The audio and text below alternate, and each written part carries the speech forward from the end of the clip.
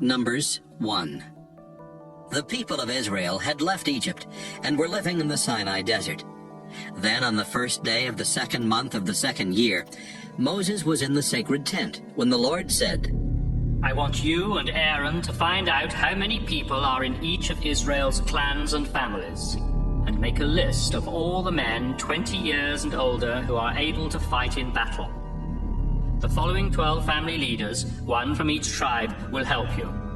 Elizur, son of Shedeur from Reuben, Shelomiel, son of Zurishaddai from Simeon, Nahshon, son of Amminadab from Judah, Nethanel, son of Zuar from Issachar, Eliab, son of Helon from Zebulun, Elishama, son of Ammihud from Ephraim, Gamaliel, son of Pedazur from Manasseh, Abidan, son of Gideoni from Benjamin, Ahiezer, son of Ammishaddai from Dan, Pagiel, son of Ochran from Asher, Eliasaph, son of Duel from Gad, and Ahira, son of Enan from Naphtali. Moses and Aaron, together with these 12 tribal leaders, called together the people that same day. They were counted according to their clans and families. Then Moses and the others listed the names of the men 20 years and older, just as the Lord had commanded. The number of men from each tribe who were at least 20 years old and strong enough to fight in Israel's army was as follows: 46,500 from Reuben, the oldest son of Jacob; 59,300 from Simeon; 45,650 from Gad; 74,600 from Judah; 54,400 from Issachar; 57,400 from Zebulun; 40,500 from Ephraim; 32,200 from Manasseh; 35,400 from Benjamin; 62,700 from Dan; 41,500 from Asher; 53,400 from Naphtali. The total number of men registered by Moses, Aaron, and the 12 leaders was 603,550.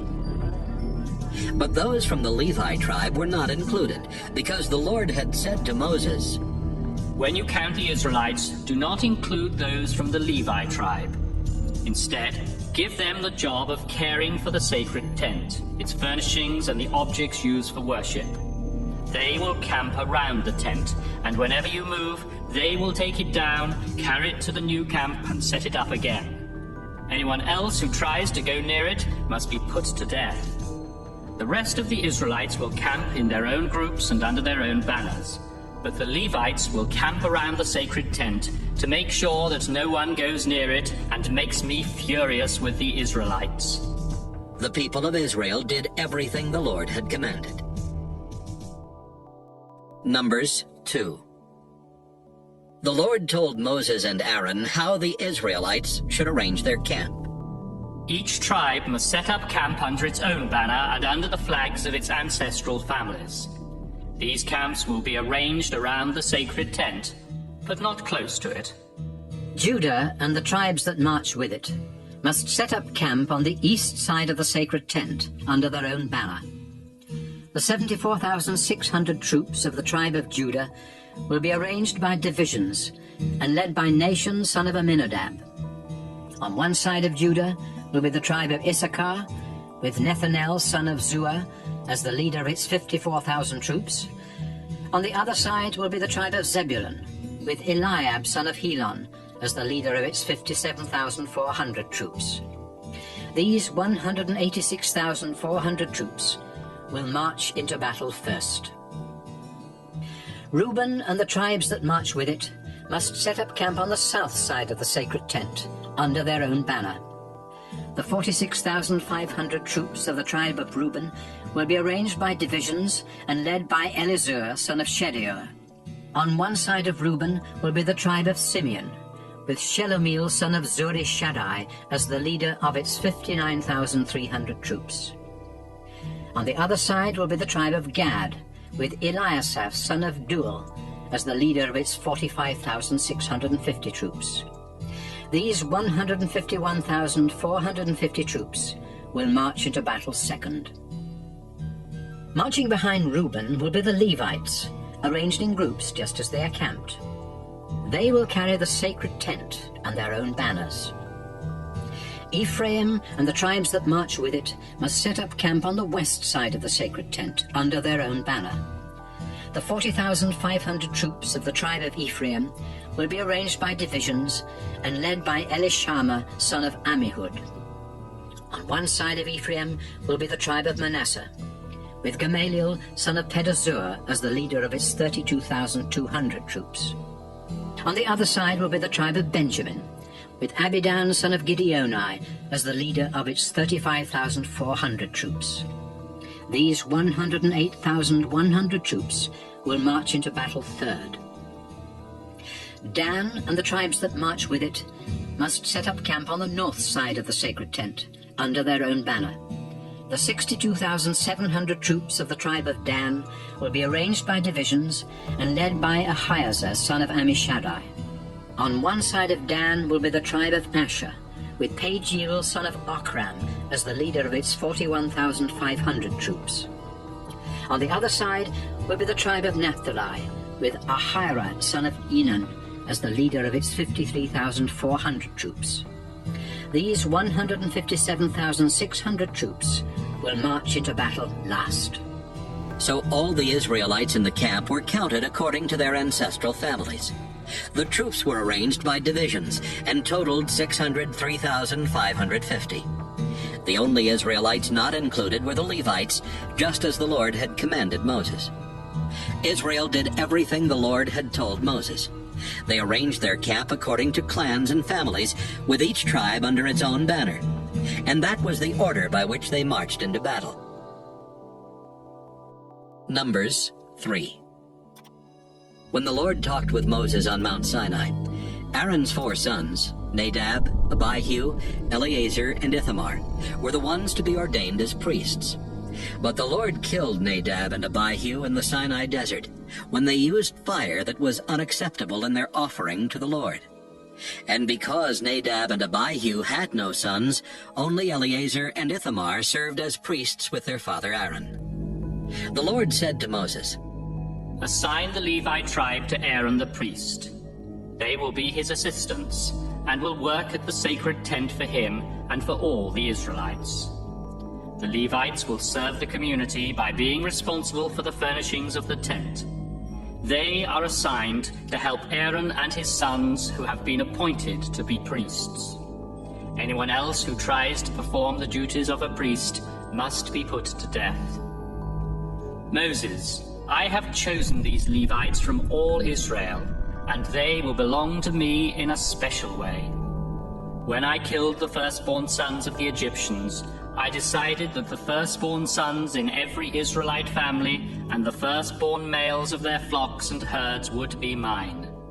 But now I accept these Levites in place of the firstborn sons of the Israelites. In the Sinai desert, the Lord said to Moses, Now I want you to count the men and boys in the Levi tribe by families and by clans.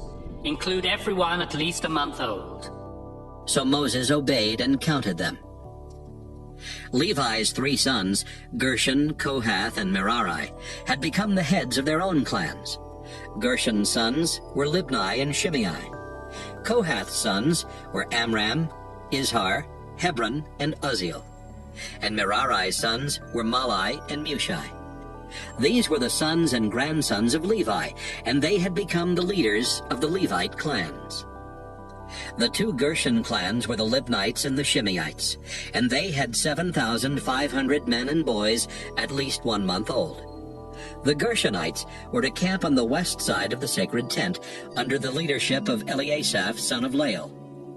Their duties at the tent included taking care of the tent itself, along with its outer covering, the curtain for the entrance, the curtains hanging inside the courtyard around the tent, as well as the curtain and ropes for the entrance to the courtyard and its altar. The Gershonites were responsible for setting these things up and taking them down. The 4 Kohath clans were the Amramites, the Izharites, Hebronites, and the Uzzielites, and they had 8,600 men and boys at least 1 month old. The Kohathites were to camp on the south side of the sacred tent, under the leadership of Elizaphan, son of Uzziel. Their duties at the tent included taking care of the sacred chest, the table for the sacred bread, the lampstand, the altars, the objects used for worship, and the curtain in front of the most holy place. The Kohathites were responsible for setting these things up and taking them down. Eleazar, son of Aaron, was the head of the Levite leaders, and he made sure that the work at the sacred tent was done. The two Merari clans were the Mahlites and the Mushites, and they had 6,200 men and boys at least 1 month old. The Merarites were to camp on the north side of the sacred tent, under the leadership of Zuriel, son of Abihail. Their duties included taking care of the tent frames and the pieces that held the tent up, the bars, the posts, the stands, and its other equipment. They were also in charge of the posts that supported the courtyard, as well as their stands, tent pegs, and ropes. The Merari clans were responsible for setting these things up and taking them down. Moses, Aaron, and his sons were to camp in front of the sacred tent, on the east side, and to make sure that the Israelites worshipped in the proper way. Anyone else who tried to do the work of Moses and Aaron was to be put to death. So Moses and Aaron obeyed the Lord and counted the Levites by their clans. The total number of Levites, at least 1 month old, was 22,000. The Lord said to Moses, "Make a list and count the firstborn sons at least 1 month old in each of the Israelite families. They belong to me, but I will accept the Levites as substitutes for them, and I will accept the Levites' livestock as substitutes for the Israelites' firstborn livestock." Moses obeyed the Lord and counted the firstborn sons. There were 22,273 of them. Then the Lord said, "The Levites will belong to me and will take the place of the firstborn sons. Their livestock will take the place of the Israelites' firstborn livestock. But since there are more firstborn sons than Levites, the extra 273 men and boys must be bought back from me. For each one, you are to collect 5 pieces of silver, weighed according to the official standards. This money must then be given to Aaron and his sons." Moses collected the silver from the extra 273 firstborn men and boys, and it amounted to 1,365 pieces of silver, weighed according to the official standards. Then he gave it to Aaron and his sons, just as the Lord had commanded. Numbers 4. The Lord told Moses and Aaron, "Find out how many men between the ages of 30 and 50 are in the 4 Levite clans of Kohath. Count only those who are able to work at the sacred tent." The Kohathites will be responsible for carrying the sacred objects used in worship at the sacred tent. When the Israelites are ready to move their camp, Aaron and his sons will enter the tent and take down the curtain that separates the sacred chest from the rest of the tent. They will cover the chest with this curtain, and then with a piece of fine leather, and cover it all with a solid blue cloth. After this, they will put the carrying poles in place. Next, Aaron and his sons will use another blue cloth to cover the table for the sacred bread. On the cloth they will place the dishes, the bowls for incense, the cups, the jugs for wine, as well as the bread itself. They are to cover all this with a bright red cloth, and then with a piece of fine leather before putting the carrying poles in place. With another blue cloth, they will cover the lampstand, along with the lamps, the lamp snuffers, the fire pans, and the jars of oil for the lamps. All of this will then be covered with a piece of fine leather and placed on a carrying frame. The gold incense altar is to be covered with a blue cloth, and then with a piece of fine leather before its carrying poles are put in place. Next, Aaron and his sons will take blue cloth and wrap all the objects used in worship at the sacred tent. These will need to be covered with a piece of fine leather, then placed on a carrying frame. They are to remove the ashes from the bronze altar and cover it with a purple cloth. On that cloth will be placed the utensils used at the altar, including the fire pans, the meat forks, the shovels, and the sprinkling bowls. All of this will then be covered with a piece of fine leather, before the carrying poles are put in place.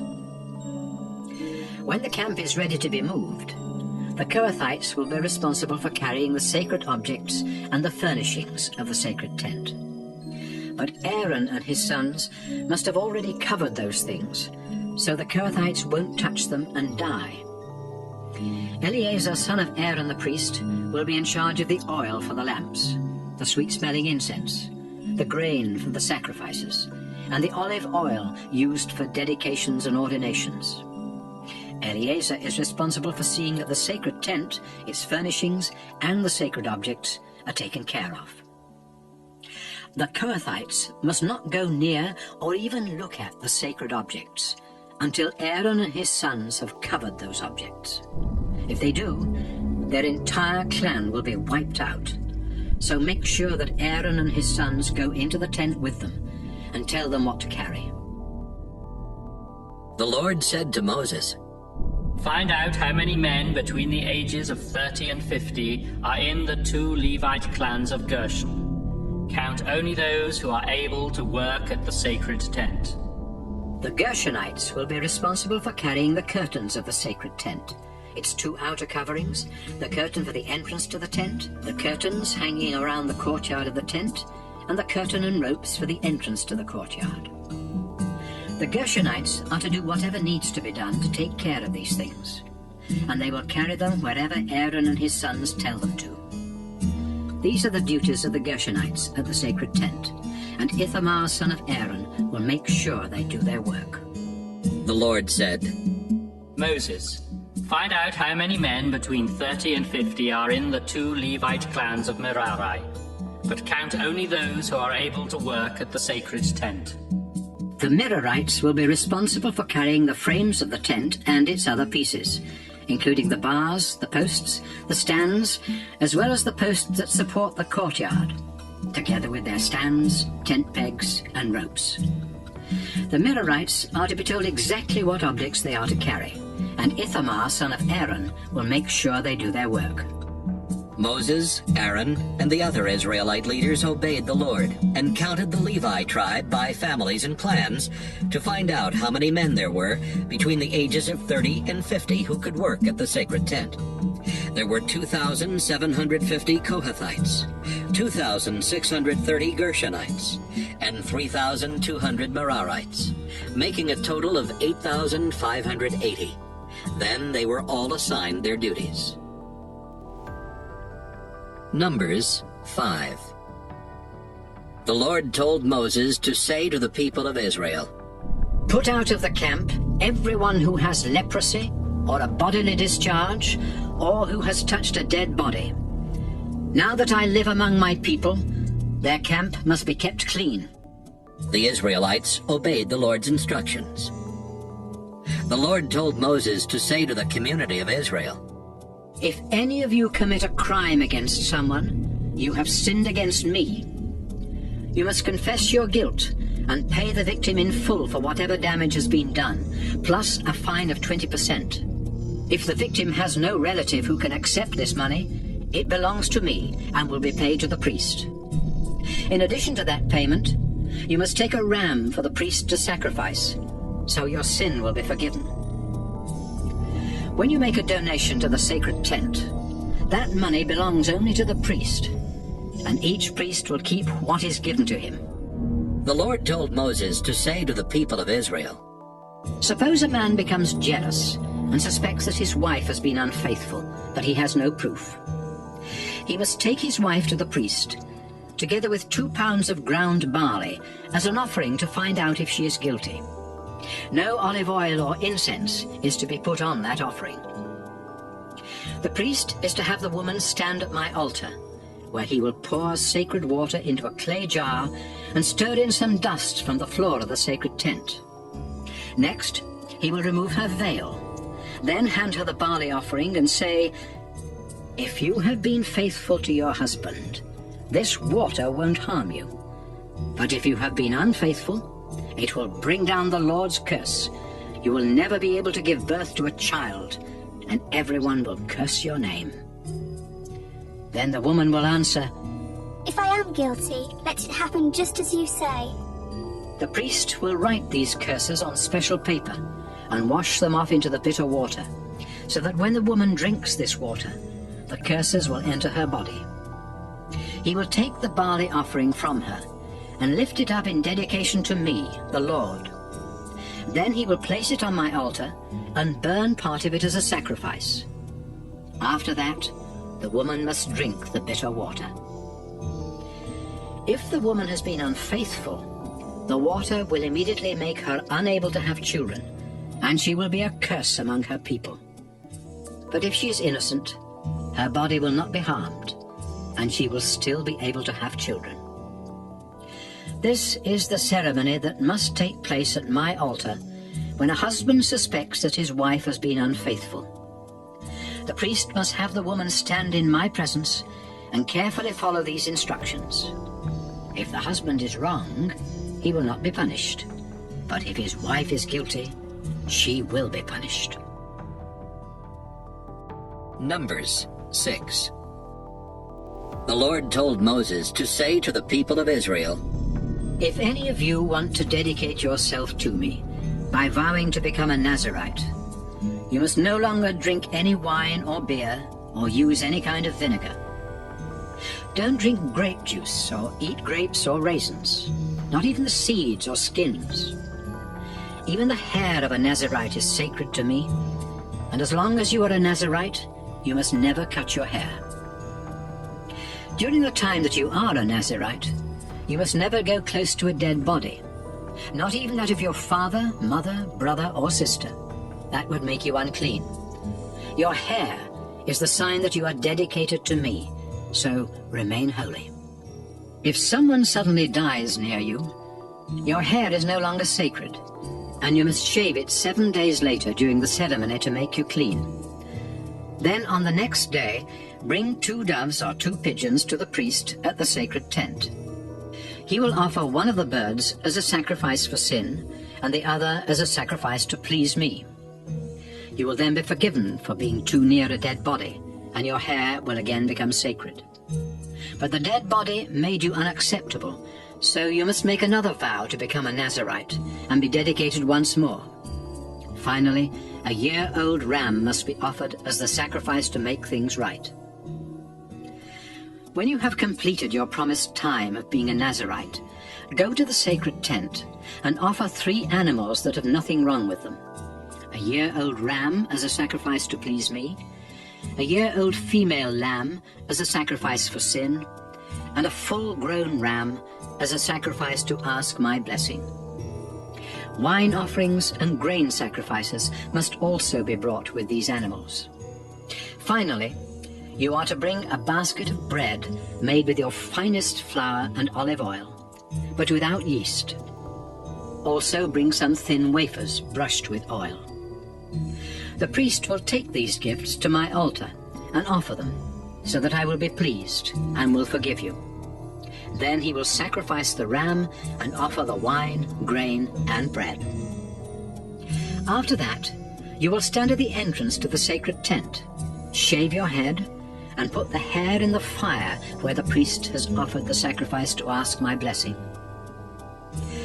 Once the meat from the ram's shoulder has been boiled, the priest will take it, along with 1 loaf of bread and 1 wafer brushed with oil, and give them to you. You will hand them back to the priest, who will lift them up in dedication to me. Then he can eat the meat from the ram's shoulder, its choice ribs, and its hind leg, because this is his share of the sacrifice. After this, you will no longer be a Nazirite, and will be free to drink wine. These are the requirements for Nazirites. However, if you can afford to offer more, you must do so.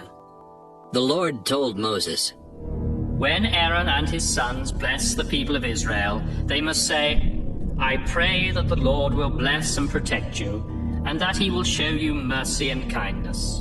May the Lord be good to you and give you peace. Then the Lord said, If Aaron and his sons ask me to bless the Israelites, I will give them my blessing. Numbers 7. When Moses had finished setting up the sacred tent, he dedicated it to the Lord, together with its furnishings, the altar, and its equipment. Then the 12 tribal leaders of Israel, the same men who had been in charge of counting the people, came to the tent with gifts for the Lord. They brought 6 strong carts and 12 oxen, 1 ox from each leader, and a cart from every 2. The Lord said to Moses, Accept these gifts, so the Levites can use them here at the sacred tent, for carrying the sacred things. Then Moses took the carts and oxen and gave them to the Levites, who were under the leadership of Ithamar son of Aaron.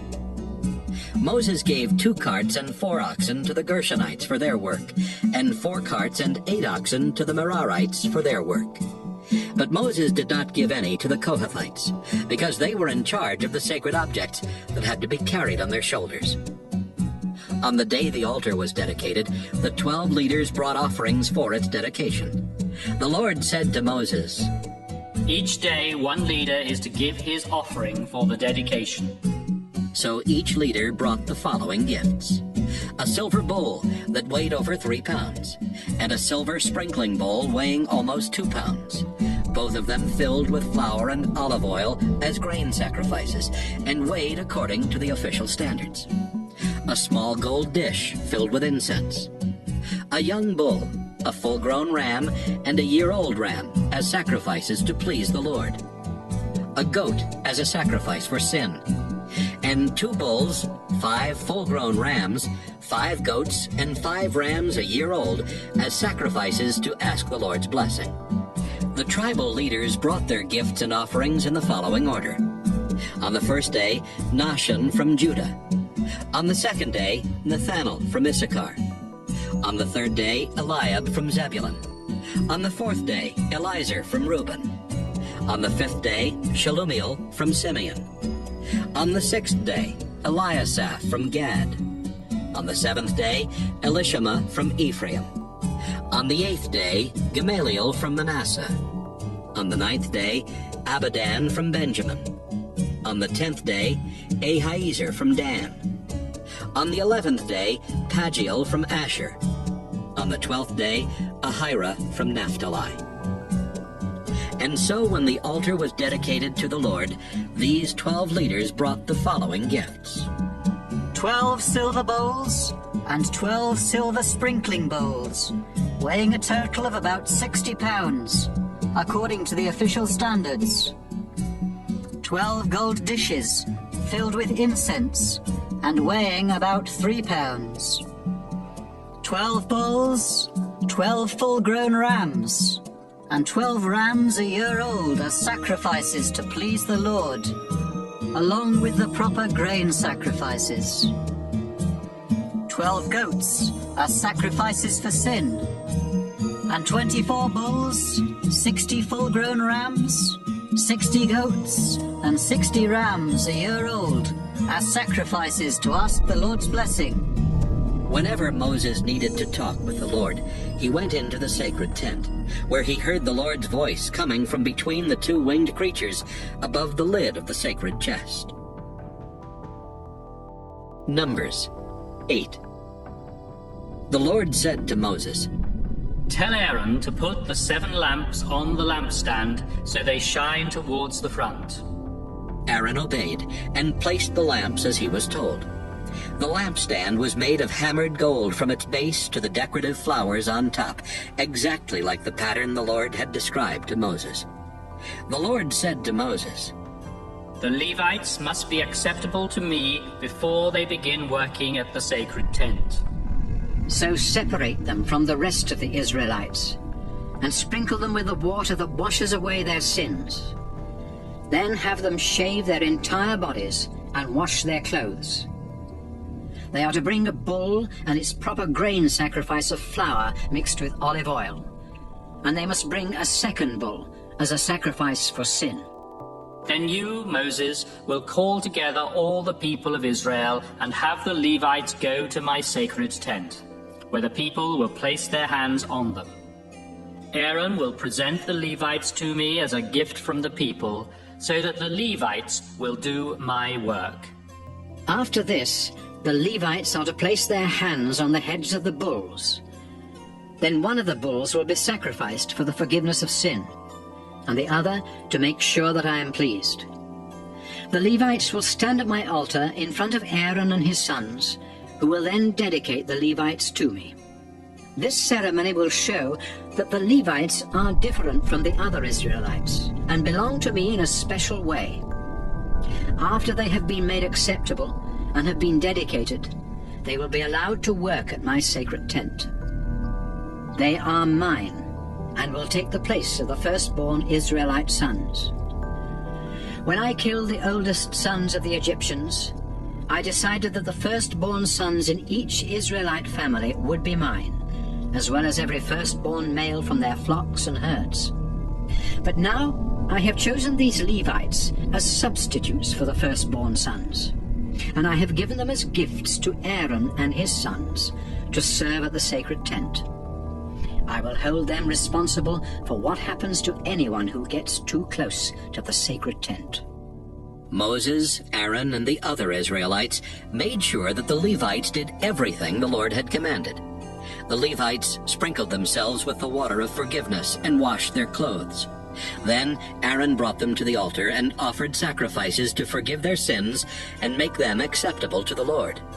After this, the Levites worked at the sacred tent as assistants to Aaron and his sons, just as the Lord had commanded. The Lord also told Moses, Levites who are between the ages of 25 and 50 can work at my sacred tent. But once they turn 50, they must retire. They may help the other Levites in their duties, but they must no longer be responsible for any work themselves. Remember this when you assign their duties. Numbers 9. During the first month of Israel's second year in the Sinai desert, the Lord had told Moses to say to the people, Celebrate Passover in the evening of the 14th day of this month, and do it by following all the regulations. Moses told the people what the Lord had said, and they celebrated Passover there in the desert in the evening of the 14th day of the first month. Some people in Israel's camp had touched a dead body and had become unfit to worship the Lord, and they could not celebrate Passover. But they asked Moses and Aaron, Even though we have touched a dead body, why can't we celebrate Passover and offer sacrifices to the Lord at the same time as everyone else? Moses said, Wait here while I go into the sacred tent and find out what the Lord says about this. The Lord then told Moses to say to the community of Israel, If any of you or your descendants touch a dead body and become unfit to worship me, or if you are away on a long journey, you may still celebrate Passover. But it must be done in the second month, in the evening of the 14th day. Eat the Passover lamb with thin bread and bitter herbs, and don't leave any of it until morning, or break any of the animal's bones. Be sure to follow these regulations. But if any of you refuse to celebrate Passover when you are not away on a journey, you will no longer belong to my people. You will be punished because you did not offer sacrifices to me at the proper time. Anyone, including foreigners who live among you, can celebrate Passover if they follow all the regulations. As soon as the sacred tent was set up, a thick cloud appeared and covered it. The cloud was there each day, and during the night a fire could be seen in it. The Lord used this cloud to tell the Israelites when to move their camp and where to set it up again. As long as the cloud covered the tent, the Israelites did not break camp. But when the cloud moved, they followed it, and wherever it stopped, they camped and stayed there, whether it was only one night, a few days, a month, or even a year. As long as the cloud remained over the tent, the Israelites stayed where they were. But when the cloud moved, so did the Israelites. They obeyed the Lord's commands and went wherever he directed Moses. Numbers 10. The Lord told Moses, Have someone make 2 trumpets out of hammered silver. These will be used to call the people together and to give the signal for moving your camp. If both trumpets are blown, everyone is to meet with you at the entrance to the sacred tent. But if just one is blown, only the 12 tribal leaders need to come together. Give a signal on a trumpet when it is time to break camp. The first blast will be the signal for the tribes camped on the east side, and the second blast will be the signal for those on the south. But when you want everyone to come together, sound a different signal on the trumpet. The priests of Aaron's family will be the ones to blow the trumpets, and this law will never change. Whenever you go into battle against an enemy attacking your land, give a warning signal on the trumpets. Then I, the Lord, will hear it and rescue you. During the celebration of the New Moon Festival and other religious festivals, sound the trumpets while you offer sacrifices. This will be a reminder that I am the Lord your God. On the 12th day of the second month of that same year, the cloud over the sacred tent moved on. So the Israelites broke camp and left the Sinai desert. And sometime later, the cloud stopped in the Paran desert. This was the first time the Lord had told Moses to command the people of Israel to move on. Judah and the tribes that camped alongside it marched out first, carrying their banner. Nahshon, son of Amminadab, was the leader of the Judah tribe. Nathaniel, son of Zuar, was the leader of the Issachar tribe. And Eliab, son of Helon, was the leader of the Zebulun tribe. The sacred tent had been taken down, and the Gershonites and the Merarites carried it, marching behind the Judah camp. Reuben and the tribes that camped alongside it marched out second, carrying their banner. Elizur, son of Shedeur, was the leader of the Reuben tribe. Shelumiel, son of Zurishaddai, was the leader of the Simeon tribe. And Eliasaph, son of Deuel, was the leader of the Gad tribe. Next were the Kohathites, carrying the objects for the sacred tent, which was to be set up before they arrived at the new camp. Ephraim and the tribes that camped alongside it marched next, carrying their banner. Elishama, son of Ammihud, was the leader of the Ephraim tribe. Gamaliel, son of Pedazur, was the leader of the Manasseh tribe. And Abidan, son of Gideoni, was the leader of the Benjamin tribe. Dan and the tribes that camped alongside it were to protect the Israelites against an attack from behind, and so they marched last, carrying their banner. Ahiezer, son of Ammishaddai, was the leader of the tribe of Dan. Pagiel, son of Akron, was the leader of the Asher tribe. And Ahira, son of Enan, was the leader of the Naphtali tribe. This was the order in which the Israelites marched each time they moved their camp. Hobab the Midianite, the father-in-law of Moses, was there. And Moses said to him, We're leaving for the place the Lord has promised us. He has said that all will go well for us. So come along, and we will make sure that all goes well for you. No, I won't go. Hobab answered. I'm returning home to be with my own people. Please go with us. Moses said. You can be our guide, because you know the places to camp in the desert. Beside that, if you go, we will give you a share of the good things the Lord gives us. The people of Israel began their journey from Mount Sinai. They traveled 3 days, and the Levites who carried the sacred chest led the way, so the Lord could show them where to camp, and the cloud always stayed with them. Each day as the Israelites began their journey, Moses would pray, Our Lord, defeat your enemies and make them run. And when they stopped to set up camp, he would pray, Our Lord, stay close to Israel's thousands and thousands of people. Numbers 11. One day, the Israelites started complaining about their troubles. The Lord heard them and became so angry that he destroyed the outer edges of their camp with fire. When the people begged Moses to help, he prayed and the fire went out. They named the place Burning, because in his anger the Lord had set their camp on fire. One day, some worthless foreigners among the Israelites became greedy for food, and even the Israelites themselves began moaning. We don't have any meat. In Egypt, we could eat all the fish we wanted, and there were cucumbers, melons, onions, and garlic. But we're starving out here, and the only food we have is this manna. The manna was like small whitish seeds, and tasted like something baked with sweet olive oil. It appeared at night with the dew. In the morning, the people would collect the manna, grind or crush it into flour, then boil it and make it into thin wafers. The Israelites stood around their tents complaining. Moses heard them and was upset that they had made the Lord angry. He prayed, I am your servant, Lord, so why are you doing this to me? What have I done to deserve this? You made me responsible for all these people, but they're not my children. You told me to nurse them along and to carry them to the land you promised their ancestors. They keep whining for meat, but where can I get meat for them? This job is too much for me. How can I take care of all these people by myself? If this is the way you're going to treat me, just kill me now and end my miserable life.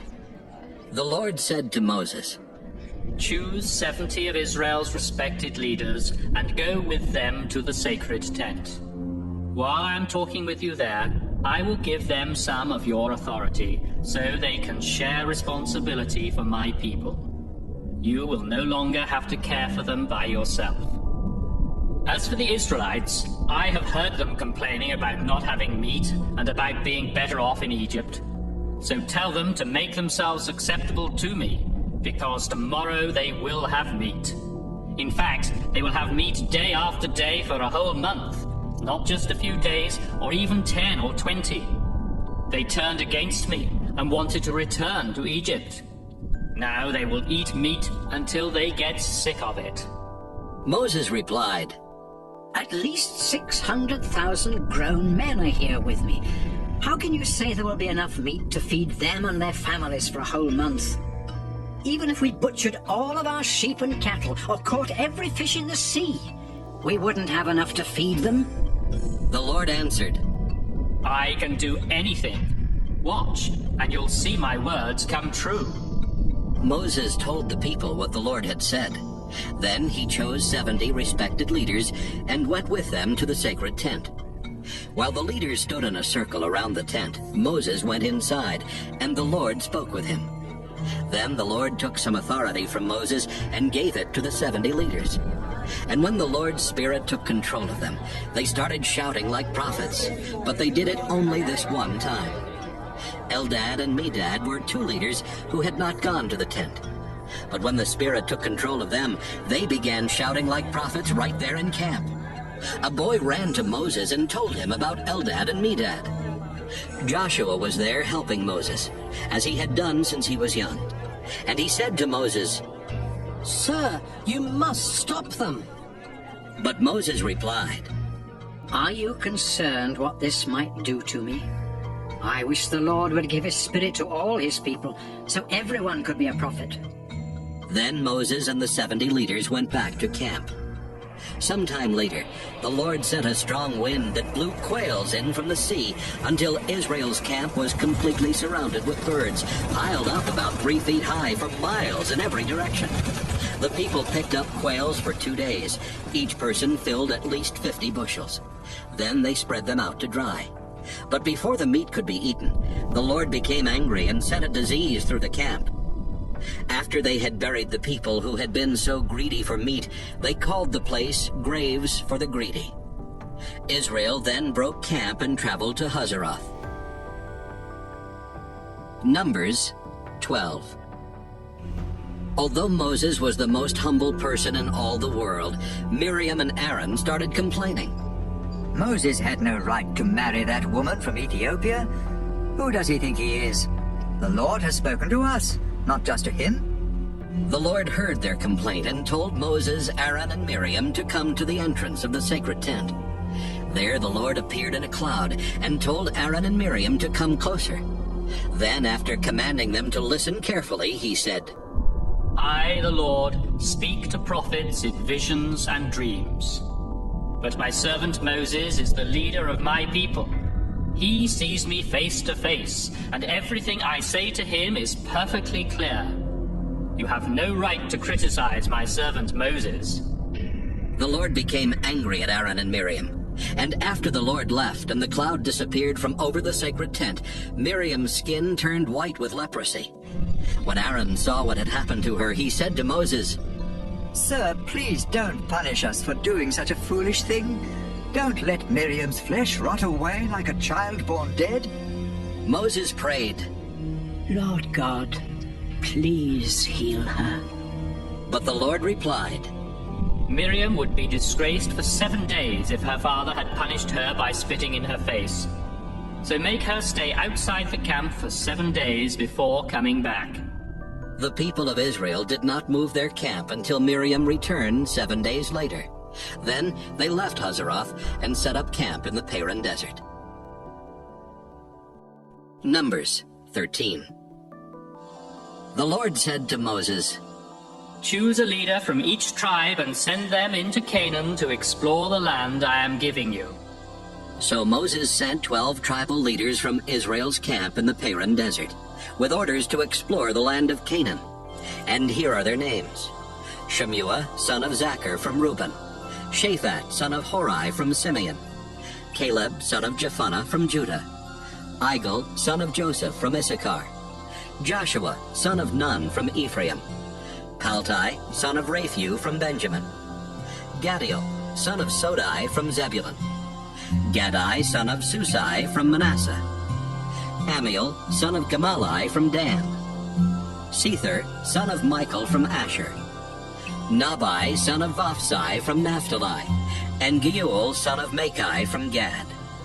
Before Moses sent them into Canaan, he said, After you go through the southern desert of Canaan, continue north into the hill country and find out what those regions are like. Be sure to remember how many people live there, how strong they are, and if they live in open towns or walled cities. See if the land is good for growing crops, and find out what kinds of trees grow there. It's time for grapes to ripen, so try to bring back some of the fruit that grows there. The 12 men left to explore Canaan from the Zin desert in the south, all the way to the town of Rehob near Lebo-Hamath in the north. As they went through the southern desert, they came to the town of Hebron, which was 7 years older than the Egyptian town of Zoan. In Hebron, they saw the 3 Anakim clans of Ahiman, Sheshai, and Talmai. When they got to Bunch Valley, they cut off a branch with such a huge bunch of grapes that it took 2 men to carry it on a pole. That's why the place is called Bunch Valley. Along with the grapes, they also took back pomegranates and figs. After exploring the land of Canaan 40 days, the 12 men returned to Kadesh in the Paran desert and told Moses, Aaron, and the people what they had seen. They showed them the fruit and said, Look at this fruit. The land we explored is rich with milk and honey. But the people who live there are strong and their cities are large and walled. We even saw the 3 Anakim clans. Besides that, the Amalekites live in the southern desert. The Hittites, Jebusites, and Amorites are in the hill country, and the Canaanites live along the Mediterranean Sea and the Jordan River. Caleb calmed down the crowd and said, Let's go and take the land. I know we can do it. But the other men replied. Those people are much too strong for us. Then they started spreading rumors and saying, We won't be able to grow anything in that soil. And the people are like giants. In fact, we saw the Nephilim, who are the ancestors of the Anakim. They were so big that we felt as small as grasshoppers. Numbers 14. After the Israelites heard the report from the 12 men who had explored Canaan, the people cried all night and complained to Moses and Aaron. We wish we had died in Egypt or somewhere out here in the desert. Is the Lord leading us into Canaan just to have us killed and our women and children captured? We'd be better off in Egypt. Then they said to one another, Let's choose our own leader and go back. Moses and Aaron bowed down to pray in front of the crowd. Joshua and Caleb tore their clothes in sorrow and said, We saw the land ourselves, and it's very good. If we obey the Lord, he will surely give us that land rich with milk and honey. So don't rebel. We have no reason to be afraid of the people who live there. The Lord is on our side, and they won't stand a chance against us. The crowd threatened to stone Moses and Aaron to death, but just then the Lord appeared in a cloud at the sacred tent. The Lord said to Moses, I have done great things for these people, and they still reject me by refusing to believe in my power. So they will no longer be my people. I will destroy them. But I will make you the ancestor of a nation even stronger than theirs. Moses replied, With your mighty power, you rescued your people from Egypt, so please don't destroy us here in the desert. If you do, the Egyptians will hear about it and tell the people of Canaan. Those Canaanites already know that we are your people and that we see you face to face. And they have heard how you lead us with a thick cloud during the day and flaming fire at night. But if you kill us, they will claim it was because you weren't powerful enough to lead us into Canaan as you promised. Show us your great power, Lord. You promised that you love to show mercy and kindness. And you said that you are very patient, but that you would punish everyone guilty of doing wrong. Not only them, but their children and grandchildren as well. You are merciful, and you treat people better than they deserve. So please forgive these people, just as you have forgiven them ever since they left Egypt. Then the Lord said to Moses, In answer to your prayer, I do forgive them. But as surely as I live and my power has no limit, I swear that not one of these Israelites will enter the land I promised to give their ancestors. These people have seen my power in Egypt and in the desert, but they will never see Canaan. They have disobeyed and tested me too many times. But my servant Caleb isn't like the others. So, because he has faith in me, I will allow him to cross into Canaan, and his descendants will settle there. Now listen, Moses. The Amalekites and the Canaanites live in the valleys of Canaan. And tomorrow morning, you'll need to turn around and head back into the desert toward the Red Sea. The Lord told Moses and Aaron to give this message to the people of Israel. You sinful people have complained against me too many times. Now I swear by my own life that I will give you exactly what you wanted. You will die right here in the desert, and your dead bodies will cover the ground. You have insulted me, and none of you men who are over 20 years old will enter the land that I solemnly promised to give you as your own. Only Caleb and Joshua will go in.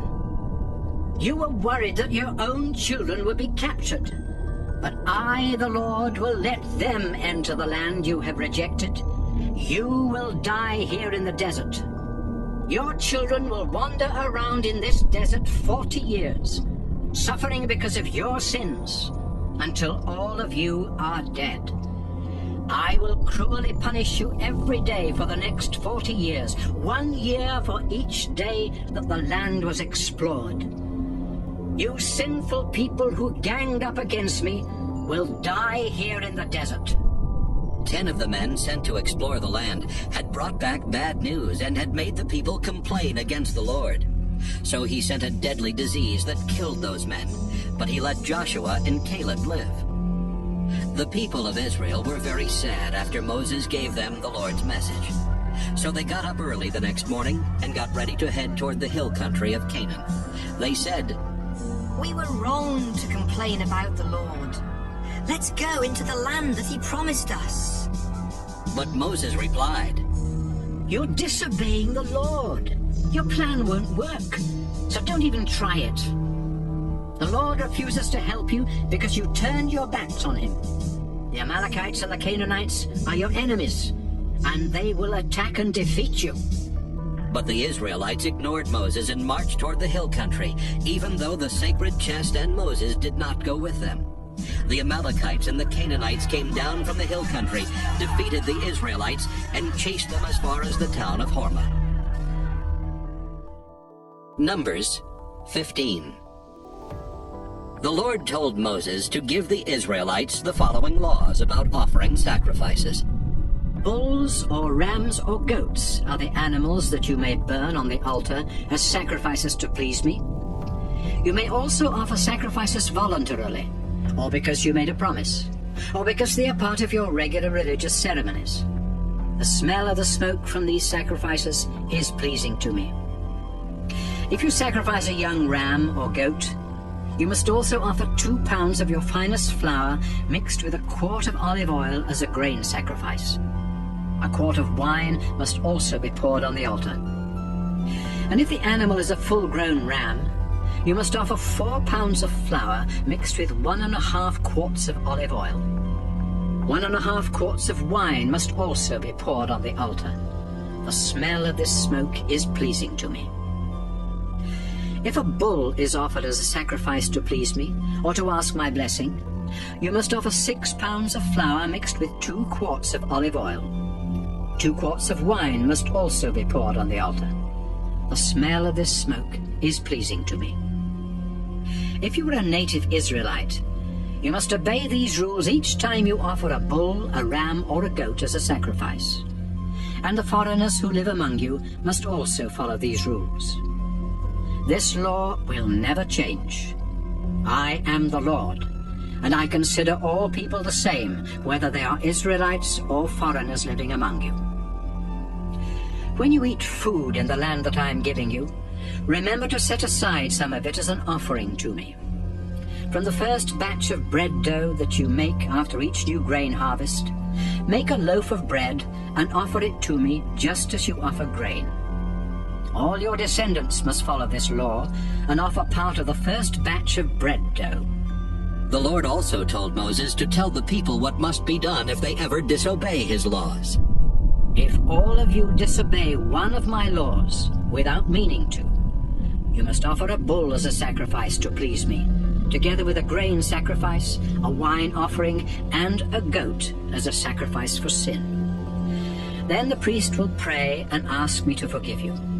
And since you did not mean to do wrong, and you offered sacrifices, the sin of everyone, both Israelites and foreigners among you, will be forgiven. But if one of you does wrong without meaning to, you must sacrifice a year-old female goat as a sacrifice for sin. The priest will then ask me to forgive you, and your sin will be forgiven. The law will be the same for anyone who does wrong without meaning to, whether an Israelite or a foreigner living among you. But if one of you does wrong on purpose, whether Israelite or foreigner, you have sinned against me by disobeying my laws. You will be sent away and will no longer live among the people of Israel. Once, while the Israelites were traveling through the desert, a man was caught gathering firewood on the Sabbath. He was taken to Moses, Aaron, and the rest of the community, but no one knew what to do with him, so he was not allowed to leave. Then the Lord said to Moses, Tell the people to take that man outside the camp and stone him to death. So he was killed just as the Lord had commanded Moses. The Lord told Moses to say to the people of Israel, Sew tassels onto the bottom edge of your clothes, and tie a purple string to each tassel. These will remind you that you must obey my laws and teachings. And when you do, you will be dedicated to me and won't follow your own sinful desires. I am the Lord your God, who led you out of Egypt. Numbers 16. Korah, son of Izhar, was a Levite from the Kohathite clan. One day he called together Dathan, Abiram, and On from the Reuben tribe, and the 4 of them decided to rebel against Moses. So they asked 250 respected Israelite leaders for their support, and together they went to Moses and Aaron and said, Why do you think you're so much better than anyone else? We're part of the Lord's holy people, and he's with all of us. What makes you think you're the only ones in charge? When Moses heard this, he knelt down to pray.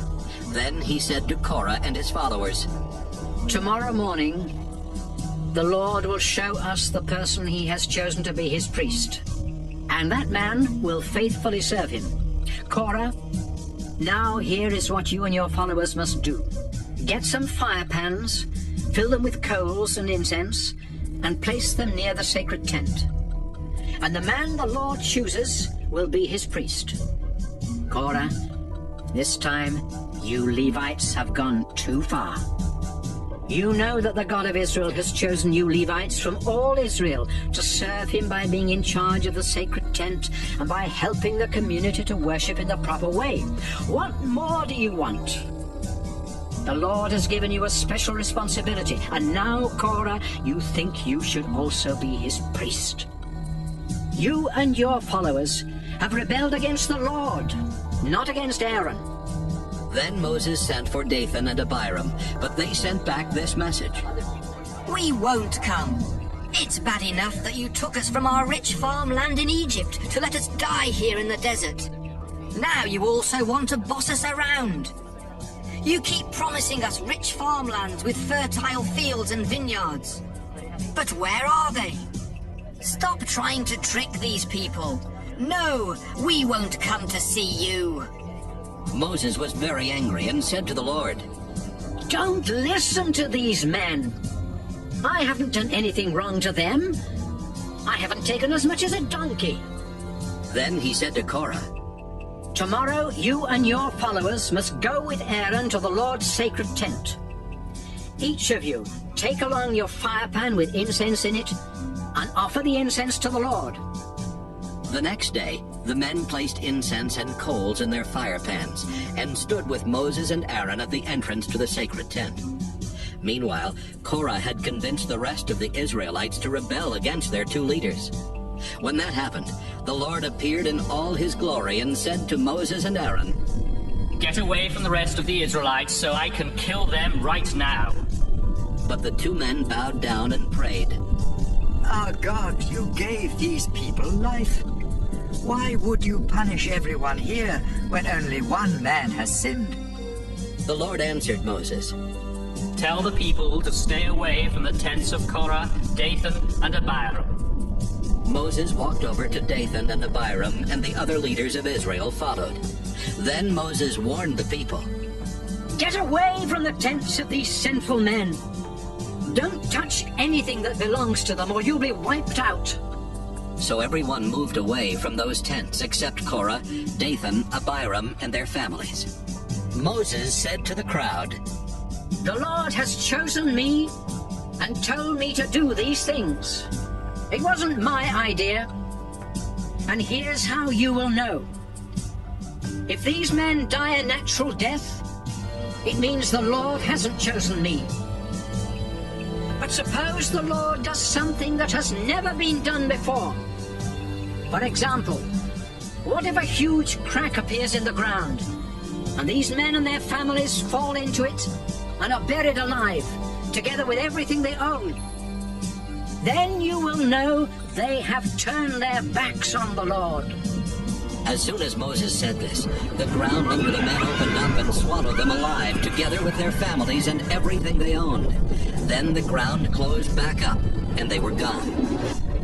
The rest of the Israelites heard their screams, so they ran off shouting, We don't want that to happen to us. Suddenly, the Lord sent a fire that burned up the 250 men who had offered incense to him. Then the Lord said to Moses, Tell Aaron's son Eleazar to take the fire pans from the smoldering fire and scatter the coals. The pans are now sacred because they were used for offering incense to me. Have them hammered into a thin layer of bronze as a covering for the altar. Those men died because of their sin, and now their fire pans will become a warning for the rest of the community. Eleazar collected the pans and had them hammered into a thin layer of bronze as a covering for the altar, just as the Lord had told Moses. The pans were a warning to the Israelites that only Aaron's descendants would be allowed to offer incense to the Lord. Anyone else who tried would be punished like Korah and his followers. The next day, the people of Israel again complained against Moses and Aaron. The two of you killed some of the Lord's people. As the people crowded around them, Moses and Aaron turned toward the sacred tent, and the Lord appeared in his glory in the cloud covering the tent. So Moses and Aaron walked to the front of the tent, where the Lord said to them, Stand back! I am going to wipe out these Israelites once and for all. They immediately bowed down and prayed. Then Moses told Aaron, Grab your fire pan and fill it with hot coals from the altar. Put incense in it. Then quickly take it to where the people are and offer it to the Lord so they can be forgiven. The Lord is very angry, and the people have already started dying. Aaron did exactly what he had been told. He ran over to the crowd of people and stood between the dead bodies and the people who were still alive. He placed the incense on the pan, then offered it to the Lord, and asked him to forgive the people's sin. The disease immediately stopped spreading, and no one else died from it. But 14,700 Israelites were dead, not counting those who had died with Korah and his followers. Aaron walked back and stood with Moses at the sacred tent. Numbers 17. The Lord told Moses, Call together the 12 tribes of Israel and tell the leader of each tribe to write his name on the walking stick he carries as a symbol of his authority. Make sure Aaron's name is written on the one from the Levi tribe, then collect all the sticks. Place these sticks in the tent right in front of the sacred chest where I appear to you. I will then choose a man to be my priest, and his stick will sprout. After that happens, I won't have to listen to any more complaints about you. Moses told the people what the Lord had commanded, and they gave him the walking sticks from the 12 tribal leaders, including Aaron's from the Levi tribe. Moses took them and placed them in the Lord's sacred tent. The next day, when Moses went into the tent, flowers and almonds were already growing on Aaron's stick. Moses brought the 12 sticks out of the tent and showed them to the people. Each of the leaders found his own and took it. But the Lord told Moses, Put Aaron's stick back. Let it stay near the sacred chest as a warning to anyone who might think about rebelling. If these people don't stop their grumbling about me, I will wipe them out. Moses did what he was told.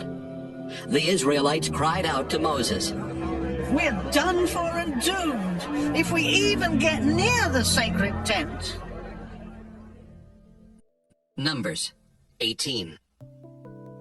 The Lord said to Aaron, You, your sons, and the other Levites of the Kohath clan are responsible for what happens at the sacred tent. And you and your sons will be responsible for what the priests do. The Levites are your relatives and are here to help you in your service at the tent. You must see that they perform their duties. But if they go near any of the sacred objects or the altar, all of you will die. No one else is allowed to take care of the sacred tent or to do anything connected with it. Follow these instructions so I won't become angry and punish the Israelites ever again. I alone chose the Levites from all the other tribes to belong to me, and I have given them to you as your helpers. But only you and your sons can serve as priests at the altar and in the most holy place. Your work as priests is a gift from me, and anyone else who tries to do that work must be put to death. The Lord said to Aaron, I have put you in charge of the sacred gifts and sacrifices that the Israelites bring to me.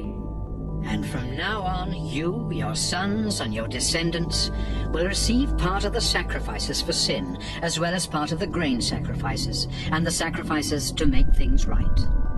Your share of these sacrifices will be the parts not burned on the altar. Since these things are sacred, they must be eaten near the sacred tent, but only men are allowed to eat them. You will also receive part of the special gifts and offerings that the Israelites bring to me. Any member of your family who is clean and acceptable for worship can eat these things. For example, when the Israelites bring me the first batches of oil, wine, and grain, you can have the best parts of those gifts. And the first part of the crops from their fields and vineyards also belongs to you. The people will offer this to me. Then anyone in your family who is clean may have some of it. Everything in Israel that has been completely dedicated to me will now belong to you. The firstborn son in every Israelite family, as well as the firstborn males of their flocks and herds, belong to me. But a firstborn son and every firstborn donkey must be bought back from me. The price for a firstborn son who is at least 1 month old will be 5 pieces of silver, weighed according to the official standards. However, all firstborn cattle, sheep, and goats belong to me and cannot be bought back. Splatter their blood on the altar and send their fat up in smoke so I can smell it and be pleased. You are allowed to eat the meat of those animals, just as you can eat the choice ribs and the right hind leg of the special sacrifices. From now on, the sacred offerings that the Israelites give to me will belong to you, your sons, and your daughters. This is my promise to you and your descendants, and it will never change. You will not receive any land in Israel as your own. I am the Lord, and I will give you whatever you need. 10% of the Israelites' crops and 1 out of every 10 of their newborn animals belong to me. But I am giving all this to the Levites as their pay for the work they do at the sacred tent. They are the only ones allowed to work at the tent, and they must not let anyone else come near it. Those who do must be put to death, and the Levites will also be punished. This law will never change. Since the Levites won't be given any land in Israel as their own, they will be given the crops and newborn animals that the Israelites offer to me. The Lord told Moses to say to the Levites, When you receive from the people of Israel 10% of their crops and newborn animals, you must offer 1/10 of that to me. Just as the Israelites give me part of their grain and wine, you must set aside part of what you receive as an offering to me. That amount must then be given to Aaron, so the best of what you receive will be mine. After you have dedicated the best parts to me, you can eat the rest, just as the Israelites eat part of their grain and wine after offering them to me. Your share may be eaten anywhere by anyone in your family, because it is your pay for working at the sacred tent. You won't be punished for eating it, as long as you have already offered the best parts to me. The gifts and sacrifices brought by the people must remain sacred, and if you eat any part of them before they are offered to me, you will be put to death. Numbers 19. The Lord gave Moses and Aaron the following law. The people of Israel must bring Moses a reddish-brown cow that has nothing wrong with it and that has never been used for plowing. Moses will give it to Eleazar the priest. Then it will be led outside the camp and killed while Eleazar watches. He will dip his finger into the blood and sprinkle it 7 times in the direction of the sacred tent. Then the whole cow, including its skin, meat, blood, and insides, must be burned. A priest is to throw a stick of cedar wood, a hyssop branch, and a piece of red yarn into the fire. After the ceremony, the priest is to take a bath and wash his clothes. Only then can he go back into the camp, but he remains unclean and unfit for worship until evening. The man who burned the cow must also wash his clothes and take a bath, but he is also unclean until evening. A man who isn't unclean must collect the ashes of the burnt cow and store them outside the camp in a clean place. The people of Israel can mix these ashes with the water used in the ceremony to wash away sin. The man who collects the ashes must wash his clothes, but will remain unclean until evening. This law must always be obeyed by the people of Israel and the foreigners living among them. If you touch a dead body, you will be unclean for 7 days. But if you wash with the water mixed with the cow's ashes on the 3rd day and again on the 7th day, you will be clean and acceptable for worship. You must wash yourself on those days. If you don't, you will remain unclean. Suppose you touch a dead body, but refuse to be made clean by washing with the water mixed with ashes. You will be guilty of making my sacred tent unclean, and will no longer belong to the people of Israel. If someone dies in a tent while you are there, you will be unclean for 7 days. And anyone who later enters the tent will also be unclean. Any open jar in the tent is unclean. If you touch the body of someone who was killed, or who died of old age, or if you touch a human bone or a grave, you will be unclean for 7 days. Before you can be made clean, someone who is clean must take some of the ashes from the burnt cow and stir them into a pot of spring water. That same person must dip a hyssop branch in the water and ashes, then sprinkle it on the tent and everything in it, including everyone who was inside. If you have touched a human bone, a grave, or a dead body, you must be sprinkled with that water. If this is done on the 3rd day and on the 7th day, you will be clean. Then, after you take a bath and wash your clothes, you can worship that evening. If you are unclean and refuse to be made clean by washing with the water mixed with ashes, you will be guilty of making my sacred tent unclean, and you will no longer belong to the people of Israel. These laws will never change. The man who sprinkled the water and the ashes on you when you were unclean must also wash his clothes. And whoever touches this water is unclean until evening. When you are unclean, everything you touch becomes unclean, and anyone who touches you will be unclean until evening. Numbers 20. The people of Israel arrived at the Zin Desert during the 1st month and set up camp near the town of Kadesh. It was there that Miriam died and was buried. The Israelites had no water, so they went to Moses and Aaron and complained. Moses, we'd be better off if we had died along with the others in front of the Lord's sacred tent.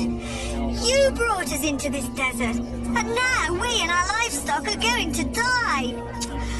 Egypt was better than this horrible place. At least there we had grain and figs and grapevines and pomegranates. But now we don't even have any water. Moses and Aaron went to the entrance to the sacred tent, where they bowed down. The Lord appeared to them in all his glory and said, Moses, get your walking stick. Then you and Aaron call the people together and command that rock to give you water. That's how you will provide water for the people of Israel and their livestock. Moses obeyed and took his stick from the sacred tent. After he and Aaron had gathered the people around the rock, he said, Look, you rebellious people, and you will see water flow from this rock. He raised his stick in the air and struck the rock 2 times. At once, water gushed from the rock, and the people and their livestock had water to drink. But the Lord said to Moses and Aaron, Because you refused to believe in my power, these people did not respect me. And so, you will not be the ones to lead them into the land I have promised. The Israelites had complained against the Lord, and he had shown them his holy power by giving them water to drink. So they named the place Bəmīḍbar, which means complaining. Moses sent messengers from Israel's camp near Kadesh with this message for the king of Edom. We are Israelites, your own relatives, and we are sure you have heard the terrible things that have happened to us. Our ancestors settled in Egypt and lived there a long time, but later the Egyptians were cruel to us. And when we begged our Lord for help, he answered our prayer and brought us out of that land. Now we are camped to the border of your territory, near the town of Kadesh. Please let us go through your country. We won't go near your fields and vineyards, and we won't drink any water from your wells. We will stay on the main road until we leave your territory. But the Edomite king answered, No, I won't let you go through our country. And if you try, we will attack you. Moses sent back this message. We promise to stay on the main road, and if any of us or our livestock drink your water, we will pay for it. We just want to pass through. But the Edomite king insisted. You can't go through our land. Then Edom sent out its strongest troops to keep Israel from passing through its territory. So the Israelites had to go in another direction. After the Israelites had left Kadesh and had gone as far as Mount Hor on the Edomite border, the Lord said, Aaron, this is where you will die. You and Moses disobeyed me at Bəmīḍbar, and so you will not enter the land I promised the Israelites. Moses, go with Aaron and his son Eleazar to the top of the mountain. Then take Aaron's priestly robe from him and place it on Eleazar. Aaron will die there.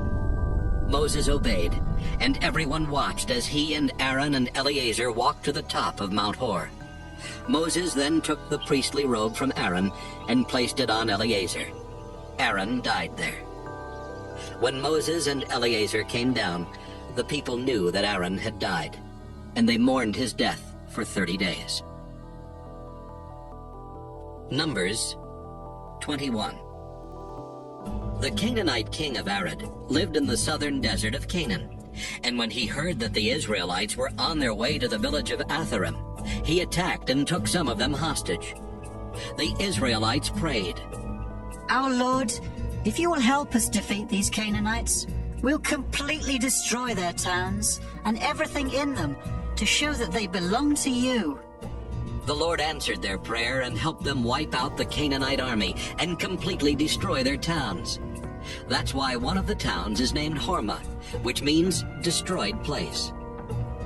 The Israelites had to go around the territory of Edom, so when they left Mount Hor, they headed south toward the Red Sea.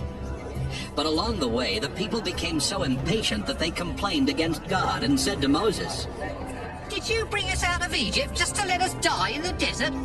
There's no water out here, and we can't stand this awful food. Then the Lord sent poisonous snakes that bit and killed many of them. Some of the people went to Moses and admitted, It was wrong of us to insult you and the Lord. Now please ask him to make these snakes go away. Moses prayed, and the Lord answered, Make a snake out of bronze and place it on top of a pole. Anyone who gets bitten can look at the snake and won't die. Moses obeyed the Lord, and all of those who looked at the bronze snake lived, even though they had been bitten by the poisonous snakes.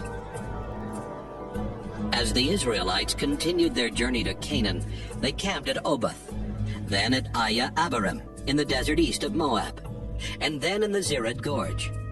After that, they crossed the Arnon River Gorge and camped in the Moabite desert bordering Amorite territory. The Arnon was the border between the Moabites and the Amorites. A song in the book of the Lord's battles mentions the town of Waheb with its creeks in the territory of Suphah. It also mentions the Arnon River with its valleys that lie alongside the Moabite border and extend to the town of Ar. From the Arnon, the Israelites went to the well near the town of Beer, where the Lord had said to Moses, Call the people together, and I will give them water to drink. That's also the same well the Israelites sang about in this song. Let's celebrate! The well has given us water! With their royal scepters, our leaders pointed out where to dig the well. The Israelites left the desert and camped near the town of Mattanah, then at Nahaliel, and then at Bamoth. Finally, they reached the Moabite territory, where they camped near Mount Pisgah in a valley overlooking the desert north of the Dead Sea. The Israelites sent this message to King Sihon of the Amorites. Please let us pass through your territory. We promise to stay away from your fields and vineyards, and we won't drink any water from your wells. As long as we're in your land, we won't get off the main road. But Sihon refused to let Israel travel through his land. Instead, he called together his entire army and marched into the desert to attack Israel near the town of Jahaz. Israel defeated them and took over the Amorite territory from the Arnon River Gorge in the south to the Jabbok River Gorge in the north. Beyond the Jabbok was the territory of the Ammonites, who were much stronger than Israel. The Israelites settled in the Amorite towns, including the capital city of Heshbon, with its surrounding villages. King Sihon had ruled from Heshbon after defeating the Moabites and taking over their land north of the Arnon River Gorge. That's why the Amorites had written this poem about Heshbon. Come and rebuild Heshbon, King Sihon's capital city. His armies marched out like fiery flames, burning down the town of Ar and destroying the hills along the Arnon River. You Moabites are done for. Your god Chemosh deserted your people. They were captured, taken away by King Sihon the Amorite. We completely defeated Moab. The towns of Heshbon and Dibon, of Nophah and Medeba are ruined and gone. After the Israelites had settled in the Amorite territory, Moses sent some men to explore the town of Jazer. Later, the Israelites captured the villages surrounding it and forced out the Amorites who lived there. The Israelites headed toward the region of Bashan, where King Og ruled, and he led his entire army to Edrei to meet Israel in battle. The Lord said to Moses, Don't be afraid of Og. I will help you defeat him and his army, just as you did King Sihon, who ruled Heshbon. Og's territory will be yours. So the Israelites wiped out Og, his family, and his entire army. There were no survivors. Then Israel took over the land of Bashan. Numbers 22. Israel moved from there to the hills of Moab, where they camped across the Jordan River from the town of Jericho. When King Balak of Moab and his people heard how many Israelites there were and what they had done to the Amorites, he and the Moabites were terrified and panicked. They said to the Midianite leaders, That bunch of Israelites will wipe out everything in sight, like a bull eating grass in a field. So King Balak sent a message to Balaam, son of Beor, who lived among his relatives in the town of Pethor, near the Euphrates River. It said, I need your help. A huge group of people has come here from Egypt and settled near my territory. They are too powerful for us to defeat. So would you come and place a curse on them? Maybe then we can run them off. I know that anyone you bless will be successful, but anyone you curse will fail. The leaders of Moab and Midian left, and took along money to pay Balaam for his work. When they got to his house, they gave him Balak's message.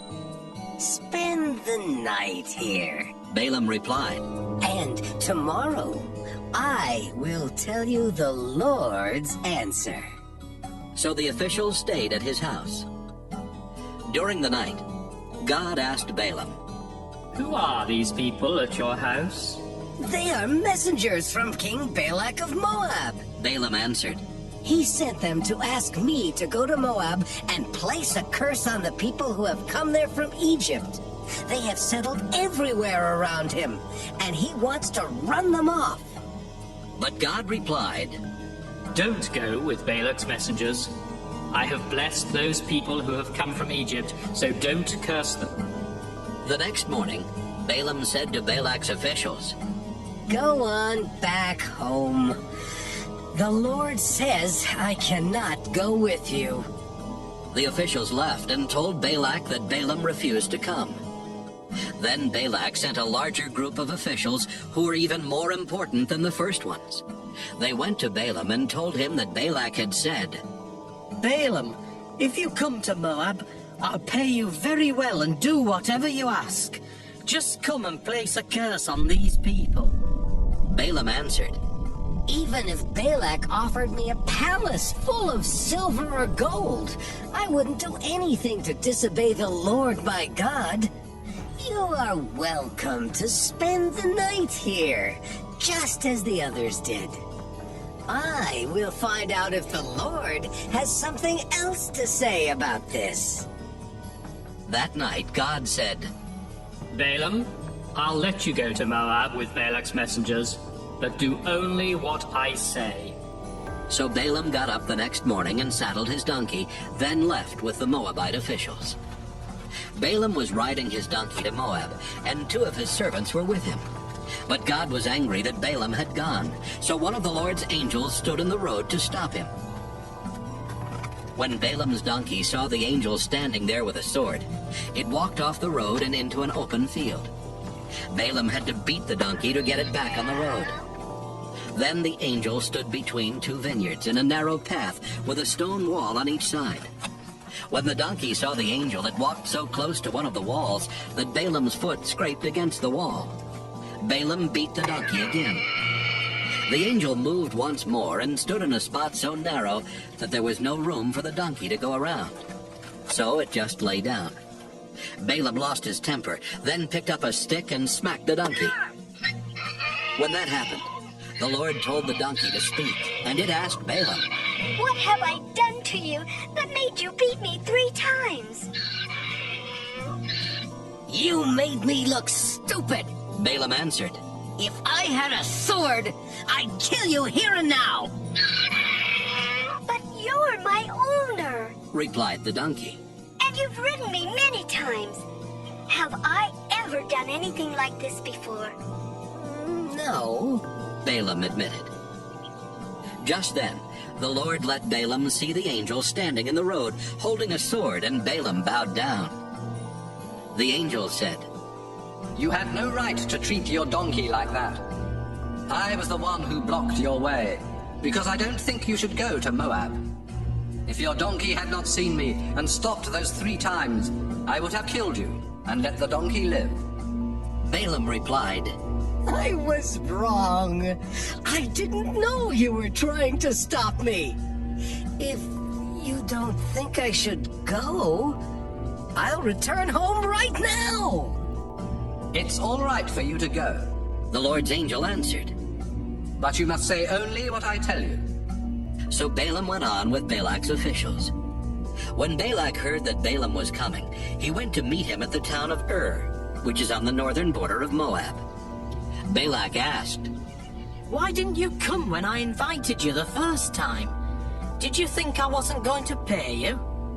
I'm here now, Balaam answered. but I will say only what God tells me to say. They left and went to the town of Kiriath-Huzoth, where Balak sacrificed cattle and sheep and gave some of the meat to Balaam and the officials who were with him. The next morning, Balak took Balaam to the town of Bamoth-Baal. From there, Balaam could see some of the Israelites. Numbers 23. Balaam said to Balak, Build 7 altars here, then bring 7 bulls and 7 rams. After Balak had done this, they sacrificed a bull and a ram on each altar. Then Balaam said, Wait here beside your offerings, and I'll go somewhere to be alone. Maybe the Lord will appear to me. If he does, I will tell you everything he says. And he left. When God appeared to him, Balaam said, I have built 7 altars and have sacrificed a bull and a ram on each one. The Lord gave Balaam a message, then sent him back to tell Balak. When Balaam returned, he found Balak and his officials standing beside the offerings. Balaam said, King Balak of Moab brought me from the hills of Syria to curse Israel and announce its doom. But I can't go against God. He did not curse or condemn Israel. From the mountain peaks, I look down and see Israel, the obedient people of God. They are living alone in peace. And though they are many, they don't bother the other nations. I hope to obey God for as long as I live and to die in such peace. Balak said, What are you doing? I asked you to come and place a curse on my enemies, but you have blessed them instead. Balaam answered, I can say only what the Lord tells me. Balak said to Balaam, Let's go somewhere else. Maybe if you see a smaller part of the Israelites, you will be able to curse them for me. So he took Balaam to a field on top of Mount Pisgah, where lookouts were stationed. Then he built 7 altars there and sacrificed a bull and a ram on each one. Wait here beside your offerings, Balaam said. The Lord will appear to me over there. The Lord appeared to Balaam and gave him another message. Then he told him to go and tell Balak. Balaam went back and saw him and his officials standing beside the offerings. Balak asked, What did the Lord say? Balaam answered, Pay close attention to my words. God is no mere human. He doesn't tell lies or change his mind. God always keeps his promises. My command from God was to bless these people, and there's nothing I can do to change what he has done. Israel's king is the Lord God. He lives there with them and intends them no harm. With the strength of a wild ox, God led Israel out of Egypt. No magic charms can work against them. Just look what God has done for his people. They are like angry lions ready to attack, and they won't rest until their victim is gobbled down. Balak shouted, If you're not going to curse Israel, then at least don't bless them. I've already told you, Balaam answered. I will say only what the Lord tells me. Balak said to Balaam, Come on, let's try another place. Maybe God will let you curse Israel from there. So he took Balaam to Mount Peor, overlooking the desert north of the Dead Sea. Balaam said, Build 7 altars here, then bring me 7 bulls and 7 rams. After Balak had done what Balaam asked, he sacrificed a bull and a ram on each altar. Numbers 24. Balaam was sure that the Lord would tell him to bless Israel again. So he did not use any magic to find out what the Lord wanted him to do, as he had the first 2 times. Instead, he looked out toward the desert and saw the tribes of Israel camped below. Just then, God's Spirit took control of him, and Balaam said, I am the son of Beor, and my words are true, so listen to my message. It comes from the Lord, the God all-powerful. I bowed down to him and saw a vision of Israel. People of Israel, your camp is lovely. It's like a grove of palm trees or a garden beside a river. You are like tall aloe trees that the Lord has planted, or like cedars growing near water. You and your descendants will prosper like an orchard beside a stream. Your king will rule with power and be a greater king than Agag the Amalekite. With the strength of a wild ox, God led you out of Egypt. You will defeat your enemies, shooting them with arrows and crushing their bones. Like a lion, you lie down resting after an attack. Who would dare disturb you? Anyone who blesses you will be blessed. Anyone who curses you will be cursed. When Balak heard this, he was so furious that he pounded his fist against his hand and said, I called you here to place a curse on my enemies, and you've blessed them 3 times. Leave now and go home.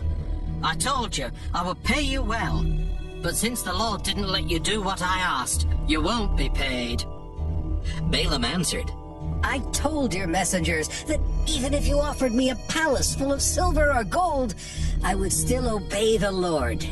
And I explained that I would say only what he told me. So I'm going back home. But I'm leaving you with a warning about what the Israelites will someday do to your nation.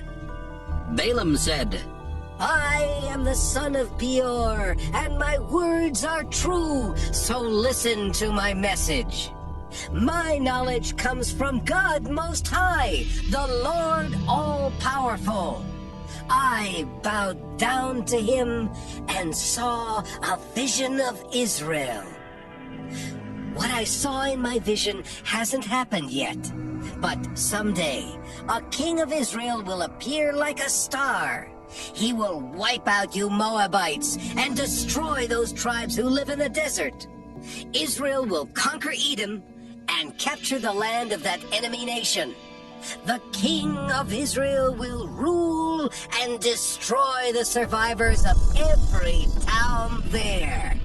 And And I saw this vision about the Amalekites. Their nation is now great, but it will someday disappear forever. And this is what I saw about the Kenites. They think they're safe living among the rocks, but they will be wiped out when Assyria conquers them. No one can survive if God plans destruction. Ships will come from Cyprus, bringing people who will invade the lands of Assyria and Eber. But finally, Cyprus itself will be ruined. After Balaam finished, he started home, and Balak also left. Numbers 25. While the Israelites were camped at Acacia, some of the men had sex with Moabite women. These women then invited the men to ceremonies where sacrifices were offered to their gods. The men ate the meat from the sacrifices and worshipped the Moabite gods. The Lord was angry with Israel because they had worshipped the god Baal Peor. So he said to Moses, "Take the Israelite leaders who are responsible for this and have them killed in front of my sacred tent where everyone can see. Maybe then I will stop being angry with the Israelites." Moses told Israel's officials, "Each of you must put to death any of your men who worship Baal." Later, Moses and the people were at the sacred tent crying when one of the Israelite men brought a Midianite woman to meet his family. Phinehas, the grandson of Aaron the priest, saw the couple and left the crowd. He found a spear and followed the man into his tent, where he ran the spear through the man and into the woman's stomach. The Lord immediately stopped punishing Israel with a deadly disease, but 24,000 Israelites had already died. The Lord said to Moses, "In my anger I would have wiped out the Israelites if Phinehas had not been faithful to me. But instead of punishing them, I forgave them. So, because of the loyalty that Phinehas showed, I solemnly promise that he and his descendants will always be my priests." The Israelite man that was killed was Zimri, son of Salu, who was one of the leaders of the Simeon tribe. And the Midianite woman killed with him was Cosbi, the daughter of a Midianite clan leader named Zur. The Lord told Moses, "The Midianites are now enemies of Israel, so attack and defeat them. They tricked the people of Israel into worshipping their god at Peor, and they are responsible for the death of Cosbi, the daughter of one of their own leaders." Numbers 26. After the Lord had stopped the deadly disease from killing the Israelites, he said to Moses and Eleazar, son of Aaron, "I want you to find out how many Israelites are in each family, and list every man 20 years and older who is able to serve in Israel's army." Israel was now camped in the hills of Moab across the Jordan River from the town of Jericho. Moses and Eleazar told them what the Lord had said about counting the men 20 years and older, just as Moses and their ancestors had done when they left Egypt. There were 43,730 men from the tribe of Reuben, the oldest son of Jacob. These men were from the clans of Hanok, Palu, Hezron, and Carmi. Palu was the father of Eliab, and the grandfather of Nemuel, Dathan, and Abiram. These are the same Dathan and Abiram who had been chosen by the people, but who followed Korah and rebelled against Moses, Aaron, and the Lord. That's when the Lord made the earth open up and swallow Dathan, Abiram, and Korah. At the same time, fire destroyed 250 men as a warning to the other Israelites. But the Korahite clan wasn't destroyed. There were 22,200 men from the tribe of Simeon. They were from the clans of Nemuel, Jamin, Jachin, Zerah, and Shaul. There were 40,500 men from the tribe of Gad. They were from the clans of Zephon, Haggi, Shunai, Ozni, Eri, Arad, and Areli. There were 76,500 men from the tribe of Judah. They were from the clans of Shelah, Perez, Zerah, Hezron, and Hamel. Judah's sons, and Onan, had died in Canaan. There were 64,300 men from the tribe of Issachar. They were from the clans of Tola, Puvah, Jashub, and Shimron. There were 60,500 men from the tribe of Zebulun. They were from the clans of Sered, Elon, and Jaliel. There were 52,700 men from the tribe of Manasseh, son of Joseph. They were from the clan of Machir, the clan of Gilead his son, and the clans of his 6 grandsons, Iezer, Helek, Azrael, Shechem, Shemida, and Hepher. Zelophehad, son of Hepher, had no sons, but he had 5 daughters, Mala, Noah, Hagla, Milcah, and Tirzah. There were 32,500 men from the tribe of Ephraim, son of Joseph. They were from the clans of Shuthelah, Becher, Tahan, and Eran, the son of Shuthelah. There were 45,600 men from the tribe of Benjamin. They were from the clans of Bela, Ashbel, Ahiram, Shephupham, Hupham, as well as from Ard and Naaman, the 2 sons of Bela. There were 64,400 men from the tribe of Dan. They were all from the clan of Shuham. There were 53,400 men from the tribe of Asher. They were from the clans of Imnah, Ishvi, and Beriah, and from the 2 clans of Heber and Malkiel, the sons of Beriah. Asher's daughter was Sirah. There were 45,400 men from the tribe of Naphtali. They were from the clans of Jaziel, Guni, Jezer, and Shillem. The total number of Israelite men listed was 601,730. The Lord said to Moses, Divide the land of Canaan among these tribes according to the number of people in each one. So the larger tribes have more land than the smaller ones. I will show you what land to give each tribe, and they will receive as much land as they need according to the number of people in it. The tribe of Levi included the clans of the Gershonites, Kohathites, Merarites, as well as the clans of Libni, Hebron, Malai, Mushai, and Korah. Kohath the Levite was the father of Amram, the husband of Levi's daughter Jochebed, who was born in Egypt. Amram and Jochebed's 3 children were Aaron, Moses, and Miriam. Aaron was the father of Nadab, Abihu, Eleazar, and Ithamar. But Nadab and Abihu had died when they offered fire that was unacceptable to the Lord. In the tribe of Levi there were 23,000 men and boys at least a month old. They were not listed with the other tribes because they would not receive any land in Canaan. Moses and Eleazar counted the Israelites while they were camped in the hills of Moab across the Jordan River from Jericho. None of the people that Moses and Aaron had counted in the Sinai desert were still alive, except Caleb, son of Jephunneh, and Joshua, son of Nun. The Lord had said that everyone else would die there in the desert. Numbers 27. Zelophehad was from the Manasseh tribe, and he had 5 daughters, whose names were Mala, Noah, Hagla, Milcah, and Tirzah. One day his daughters went to the sacred tent, where they met with Moses, Eleazar, and some other leaders of Israel, as well as a large crowd of Israelites. The young women said, You know that our father died in the desert, but it was for something he did wrong, not for joining with Korah and rebelling against the Lord. Our father left no sons to carry on his family name, but why should his name die out for that reason? Give us some land like the rest of his relatives in our clan, so our father's name can live on. Moses asked the Lord what should be done, and the Lord answered, Zelophehad's daughters are right. They should each be given part of the land their father would have received. Tell the Israelites that when a man dies without a son, his daughter will inherit his land. If he has no daughter, his brothers will inherit the land. But if he has no brothers, his father's brothers will inherit the land. And if his father has no brothers, the land must be given to his nearest relative in the clan. This is my law, and the Israelites must obey it. The Lord said to Moses, One day you will go up into the Abarim mountains, and from there you will see the land I am giving the Israelites. After you have seen it, you will die, just like your brother Aaron, because both of you disobeyed me at Bəmīḍbar near the town of Kadesh in the Zin desert.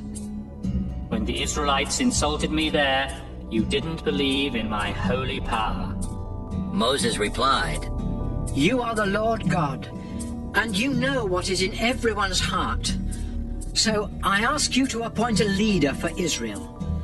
Your people need someone to lead them into battle, or else they will be like sheep, wandering around without a shepherd. The Lord answered, Joshua, son of Nun, can do the job. Place your hands on him to show that he is the one to take your place. Then go with him and have him stand in front of Eleazar the priest and the Israelites. Appoint Joshua as their new leader and tell them they must now obey him just as they obey you. But Joshua must depend on Eleazar to find out from me what I want him to do as he leads Israel into battle. Moses followed the Lord's instructions and took Joshua to Eleazar and the people. Then he placed his hands on Joshua and appointed him Israel's leader. Numbers 28. The Lord told Moses to say to the people of Israel, Offer sacrifices to me at the appointed times of worship, so that I will smell the smoke and be pleased. Each day offer 2 rams a year old as sacrifices to please me. The animals must have nothing wrong with them. One will be sacrificed in the morning and the other in the evening. Along with each of them, 2 pounds of your finest flour mixed with a quart of olive oil must be offered as a grain sacrifice. This sacrifice to please me was first offered on Mount Sinai. Finally, along with each of these 2 sacrifices, a quart of wine must be poured on the altar as a drink offering. The second ram will be sacrificed that evening, along with the other offerings, just like the one sacrificed that morning. The smell of the smoke from these sacrifices will please me. On the Sabbath, in addition to the regular daily sacrifices, you must sacrifice 2 rams a year old to please me. These rams must have nothing wrong with them, and they will be sacrificed with a drink offering and 4 pounds of your finest flour mixed with olive oil. On the first day of each month, bring to the altar 2 bulls, 1 full-grown ram, and 7 rams a year old that have nothing wrong with them. Then offer these as sacrifices to please me. 6 pounds of your finest flour mixed with olive oil must be offered with each bull as a grain sacrifice. 4 pounds of flour mixed with oil must be offered with the ram, and 2 pounds of flour mixed with oil must be offered with each of the young rams. The smell of the smoke from these sacrifices will please me. Offer 2 quarts of wine as a drink offering with each bull, 1.5 quarts with the ram, and 1 quart with each of the young rams. Finally, you must offer a goat as a sacrifice for sin. These sacrifices are to be offered on the first day of each month, in addition to the regular daily sacrifices. Celebrate Passover in honor of me on the 14th day of the first month of each year. The following day will begin the festival of thin bread, which will last for a week. During this time, you must honor me by eating bread made without yeast. On the first day of this festival, you must rest from your work and come together for worship. Bring to the altar 2 bulls, 1 full-grown ram, and 7 rams a year old that have nothing wrong with them, and then offer these as sacrifices to please me. 6 pounds of your finest flour mixed with olive oil must be offered with each bull as a grain sacrifice. 4 pounds of flour mixed with oil must be offered with the ram, and 2 pounds of flour mixed with oil must be offered with each of the young rams. Also offer a goat as a sacrifice for the sins of the people. All of these are to be offered in addition to the regular daily sacrifices, and the smoke from them will please me. Then on the last day of the festival, you must once again rest from work and come together for worship. On the first day of the harvest festival, you must rest from your work, come together for worship, and bring a sacrifice of new grain. Offer 2 young bulls, 1 full-grown ram, and 7 rams a year old as sacrifices to please me.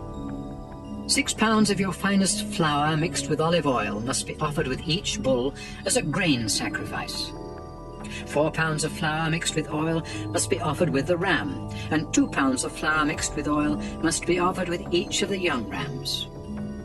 Also offer a goat as a sacrifice for sin. The animals must have nothing wrong with them and are to be sacrificed along with the regular daily sacrifices. Numbers 29. On the first day of the 7th month, you must rest from your work and come together to celebrate at the sound of the trumpets. Bring to the altar 1 bull, 1 full-grown ram, and 7 rams a year old that have nothing wrong with them. And then offer these as sacrifices to please me. 6 pounds of your finest flour mixed with olive oil must be offered with the bull as a grain sacrifice. 4 pounds of flour mixed with oil must be offered with the ram, and 2 pounds of flour mixed with oil must be offered with each of the young rams. You must also offer a goat as a sacrifice for sin. These sacrifices will be made in addition to the regular daily sacrifices and the sacrifices for the first day of the month. The smoke from these sacrifices will please me. The 10th day of the 7th month is the great day of forgiveness. On that day, you must rest from all work and come together for worship. Show sorrow for your sins by going without food, and bring to the altar 1 young bull, 1 full-grown ram, and 7 rams a year old that have nothing wrong with them. Then offer these as sacrifices to please me. 6 pounds of your finest flour mixed with olive oil must be offered with the bull as a grain sacrifice. 4 pounds of flour mixed with oil must be offered with the ram, and 2 pounds of flour mixed with oil must be offered with each of the young rams.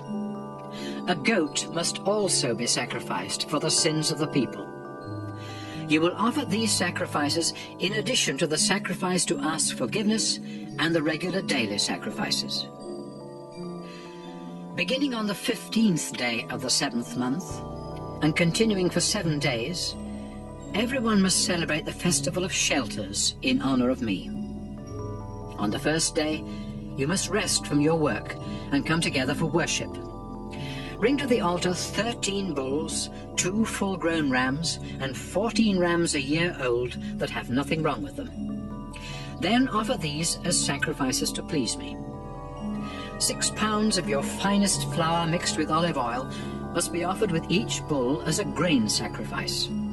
4 pounds of flour mixed with oil must be offered with each of the rams, and 2 pounds of flour mixed with oil must be offered with each of the young rams. You must also offer a goat as a sacrifice for sin. These are to be offered in addition to the regular daily sacrifices. For the next 6 days of the festival, you will sacrifice 1 less bull than the day before, so that on the 7th day, 7 bulls will be sacrificed. The other sacrifices and offerings must remain the same for each of these days. On the 8th day, you must once again rest from your work and come together for worship. Bring to the altar 1 bull, 1 full-grown ram, and 7 rams a year old that have nothing wrong with them. Then offer these as sacrifices to please me.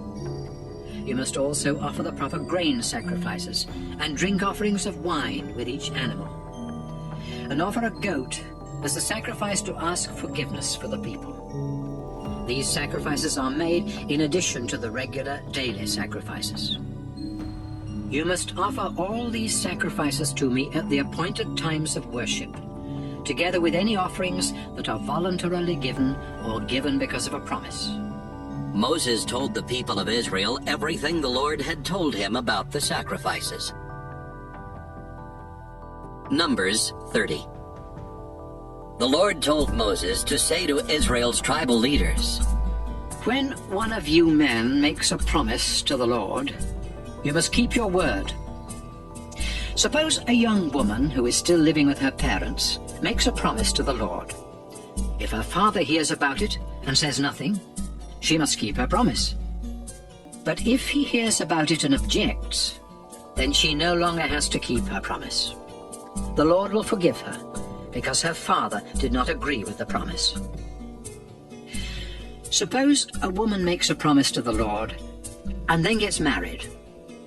If her husband later hears about the promise but says nothing, she must do what she said, whether she meant it or not. But if her husband hears about the promise and objects, she no longer has to keep it, and the Lord will forgive her. Widows and divorced women must keep every promise they make to the Lord. Suppose a married woman makes a promise to the Lord. If her husband hears about the promise and says nothing, she must do what she said. But if he hears about the promise and does object, she no longer has to keep it. The Lord will forgive her, because her husband would not allow her to keep the promise.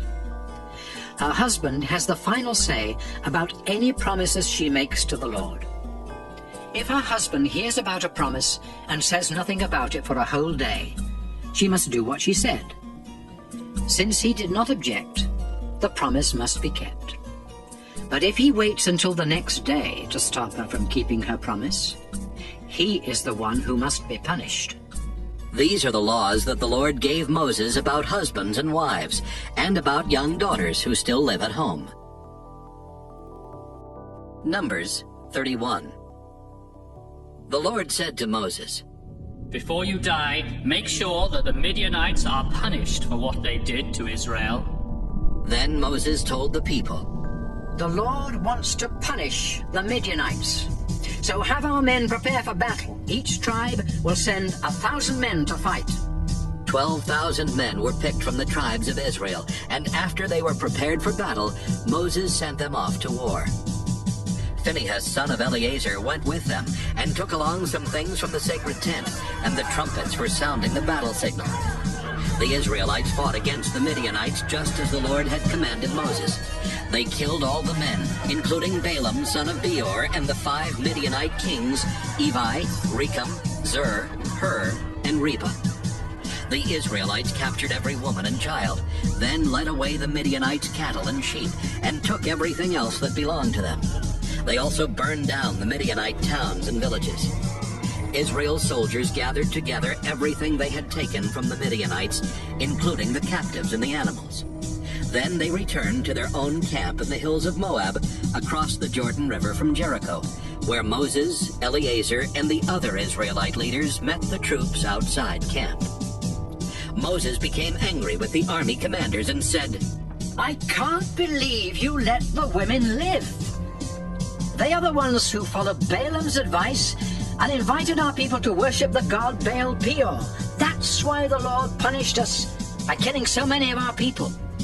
You must put to death every boy and all the women who have ever had sex. But do not kill the young women who have never had sex. You may keep them for yourselves. Then Moses said to the soldiers, If you killed anyone or touched a dead body, you are unclean and have to stay outside the camp for 7 days. On the 3rd and 7th days, you must go through a ceremony to make yourselves and your captives clean. Then wash your clothes and anything made from animal skin, goat's hair, or wood. Eleazar then explained, If you need to purify something that won't burn, such as gold, silver, bronze, iron, tin, or lead, you must first place it in a hot fire. After you take it out, sprinkle it with the water that purifies. Everything else should only be sprinkled with the water. Do all of this just as the Lord commanded Moses. Wash your clothes on the 7th day, and after that you will be clean and may return to the camp. The Lord told Moses, Make a list of everything taken from the Midianites, including the captives and the animals. Then divide them between the soldiers and the rest of the people. Eleazar the priest and the family leaders will help you. From the half that belongs to the soldiers, set aside for the Lord 1 out of every 500 people or animals, and give these to Eleazar. From the half that belongs to the people, set aside 1 out of every 50, and give these to the Levites in charge of the sacred tent. Moses and Eleazar followed the Lord's instructions and listed everything that had been taken from the Midianites. The list included 675,000 sheep and goats, 72,000 cattle, 61,000 donkeys, and 32,000 young women who had never had sex. Each half included 337,500 sheep and goats, 36,000 cattle, 30,500 donkeys, and 16,000 young women. From the half that belonged to the soldiers, Moses counted out 675 sheep and goats, 72 cattle, 61 donkeys, and 32 women, and gave them to Eleazar to be dedicated to the Lord. Then, from the half that belonged to the people, Moses set aside one out of every 50 animals and women, as the Lord had said, and gave them to the Levites. The army commanders went to Moses and said, Sir, we have counted our troops and not one soldier is missing. So we want to give the Lord all the gold jewelry we took from the Midianites. It's our gift to him for watching over us and our troops. Moses and Eleazar accepted the jewelry from the commanders, and its total weight was over 400 pounds. This did not include the things that the soldiers had kept for themselves. So Moses and Eleazar placed the gold in the Lord's sacred tent to remind Israel of what had happened. Numbers 32. The tribes of Reuben and Gad owned a lot of cattle and sheep, and they saw that the regions of Jazer and Gilead had good pasture land. So they went to Moses, Eleazar, and the other leaders of Israel and said, The Lord has helped us capture the land around the towns of Ataroth, Dibon, Jazer, Nimrah, Heshbon, Elealeh, Sebam, Nebo, and Beon. That's good pasture land. And since we own cattle and sheep, would you let us stay here east of the Jordan River and have this land as our own? Moses answered, You mean you'd stay here while the rest of the Israelites go into battle? If you did that, it would discourage the others from crossing over into the land the Lord promised them. This is exactly what happened when I sent your ancestors from Kadesh Barnea to explore the land. They went as far as Eshcol Valley, then returned and told the people that we should not enter it. The Lord became very angry, and he said that no one who was 20 years or older when they left Egypt would enter the land he had promised to Abraham, Isaac, and Jacob. Not one of those people believed in the Lord's power, except Caleb and Joshua. They remained faithful to the Lord, but he was so angry with the others that he forced them to wander around in the desert 40 years. By that time, everyone who had sinned against him had died. Now you people of Reuben and Gad are doing the same thing and making the Lord even angrier. If you reject the Lord, he will once again abandon his people and leave them here in the desert, and you will be to blame. The men from Reuben and Gad replied, Let us build places to keep our sheep and goats, and towns for our wives and children where they can stay and be safe. Then we'll prepare to fight and lead the other tribes into battle. We will stay with them until they have settled in their own tribal lands. The land on this side of the Jordan River will be ours, so we won't expect to receive any on the other side. Moses said, You promised that you would be ready to fight for the Lord. You also agreed to cross the Jordan and stay with the rest of the Israelites until the Lord forces our enemies out of the land. If you do these things, then after the Lord helps Israel capture the land, you can return to your own land. You will no longer have to stay with the others. But if you don't keep your promise, you will sin against the Lord and be punished. Go ahead and build towns for your wives and children, and places for your sheep and goats. Just be sure to do what you have promised. The men from Reuben and Gad answered, So we will do just what you have said. Our wives and children and sheep and cattle will stay here in the towns in Gilead. But those of us who are prepared for battle will cross the Jordan and fight for the Lord. Then Moses said to Eleazar, Joshua, and the family leaders, Make sure that the tribes of Gad and Reuben prepare for battle and cross the Jordan River with you. If they do, then after the land is in your control, give them the region of Gilead as their tribal land. But if they break their promise, they will receive land on the other side of the Jordan, like the rest of the tribes. The tribes of Gad and Reuben replied, We are your servants and will do whatever the Lord has commanded. We will cross the Jordan River ready to fight for the Lord in Canaan. But the land we will inherit as our own will be on this side of the river.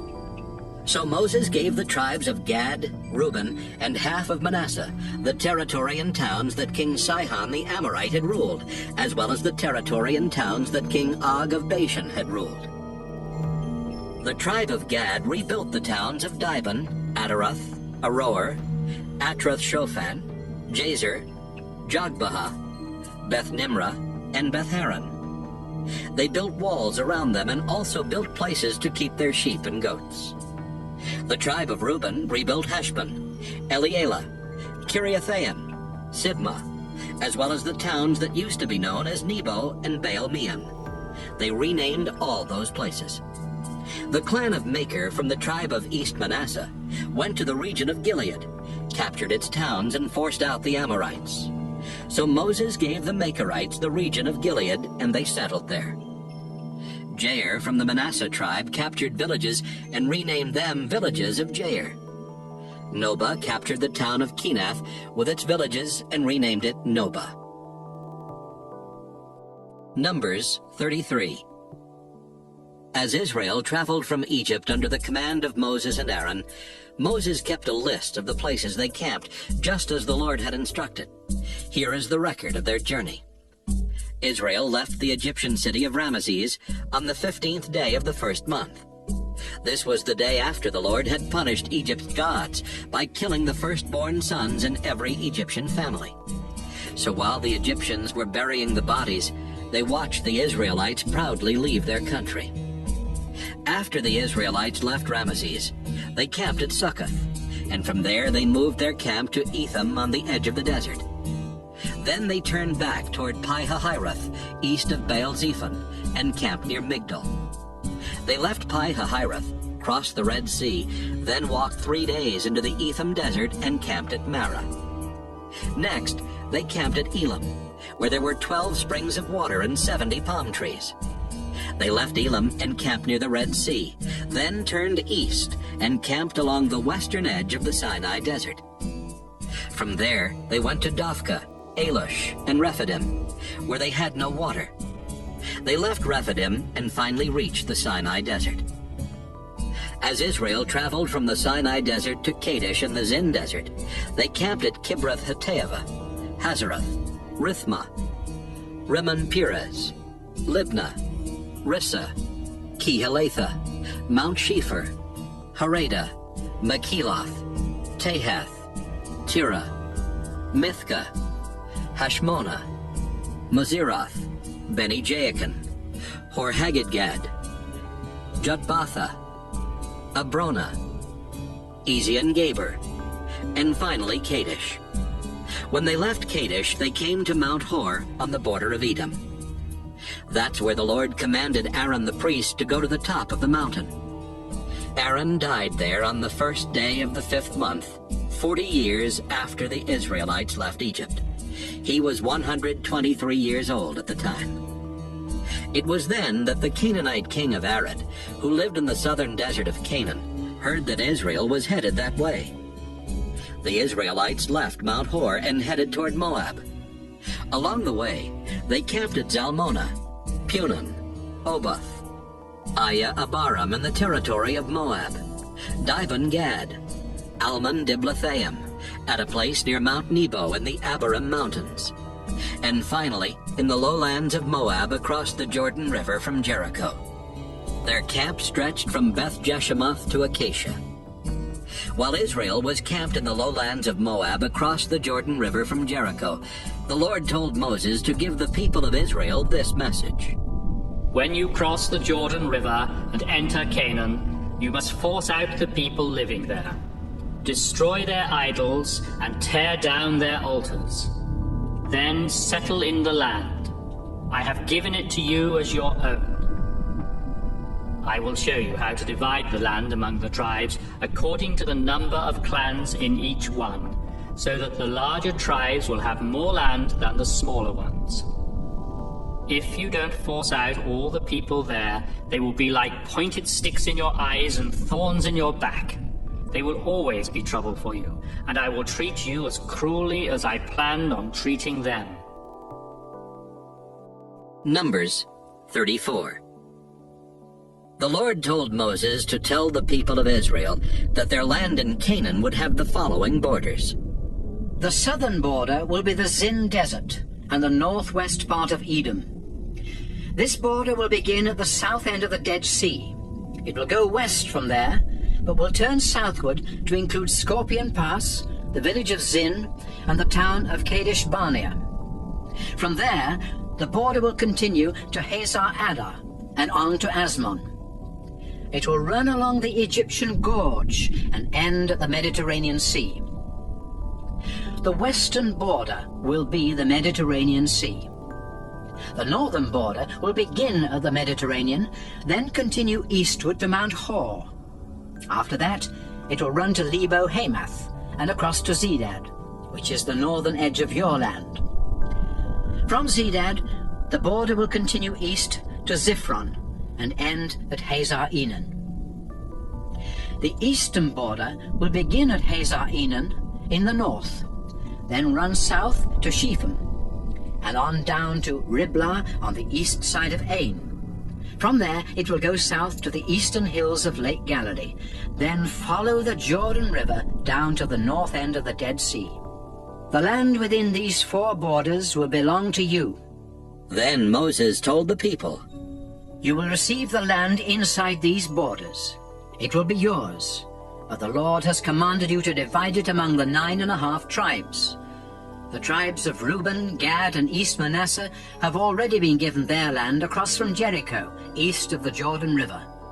The Lord said to Moses, Eleazar the priest and Joshua son of Nun will divide the land for the Israelites. One leader from each tribe will help them, and here is the list of their names.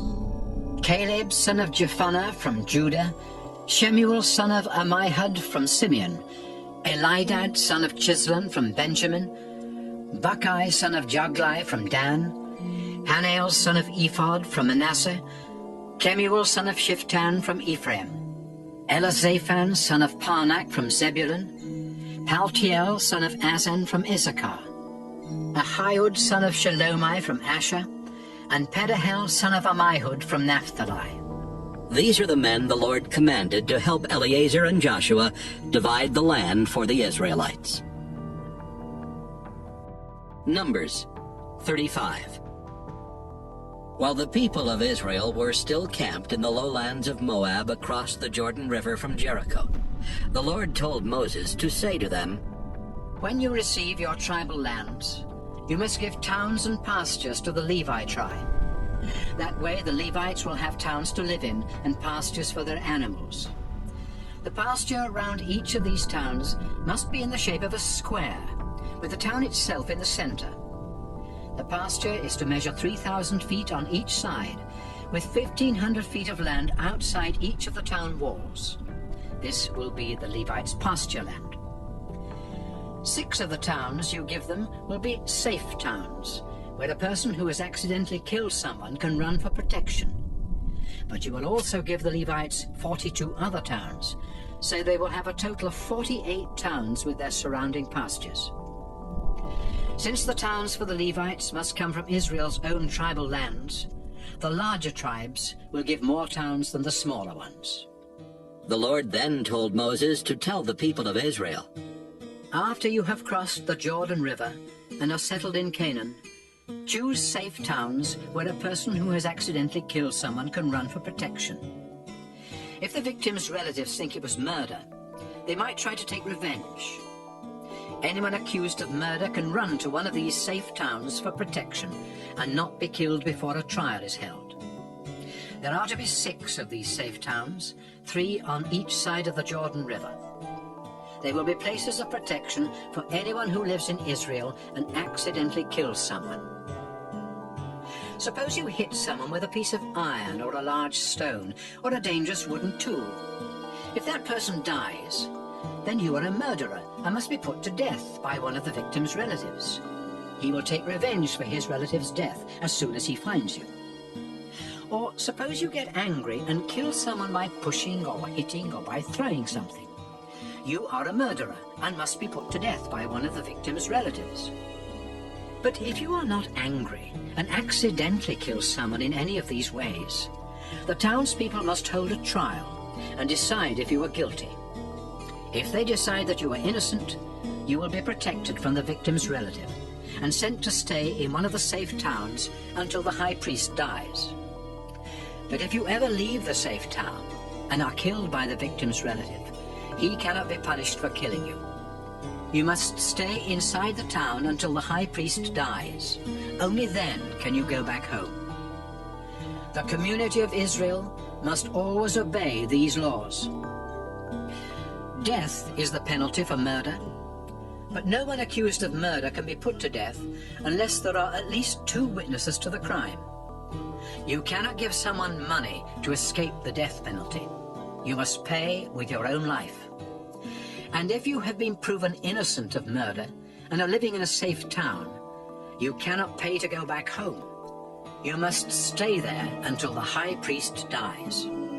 I, the Lord, live among you people of Israel, so your land must be kept pure. But when a murder takes place, blood pollutes the land and it becomes unclean. If that happens, the murderer must be put to death, so the land will be clean again. Keep murder out of Israel. Numbers 36. One day the family leaders from the Gilead clan of the Manasseh tribe went to Moses and the other family leaders of Israel and said, Sir, the Lord has said that he will show what land each tribe will receive as their own. And the Lord has commanded you to give the daughters of our relatives Zelophehad the land that he would have received. But if they marry men from other tribes of Israel, the land they receive will become part of that tribe's inheritance and will no longer belong to us. Even when land is returned to its original owner in the year of celebrations, we will not get back Zelophehad's land. It will belong to the tribe into which his daughters married. So Moses told the people that the Lord had said, These men from the Manasseh tribe are right.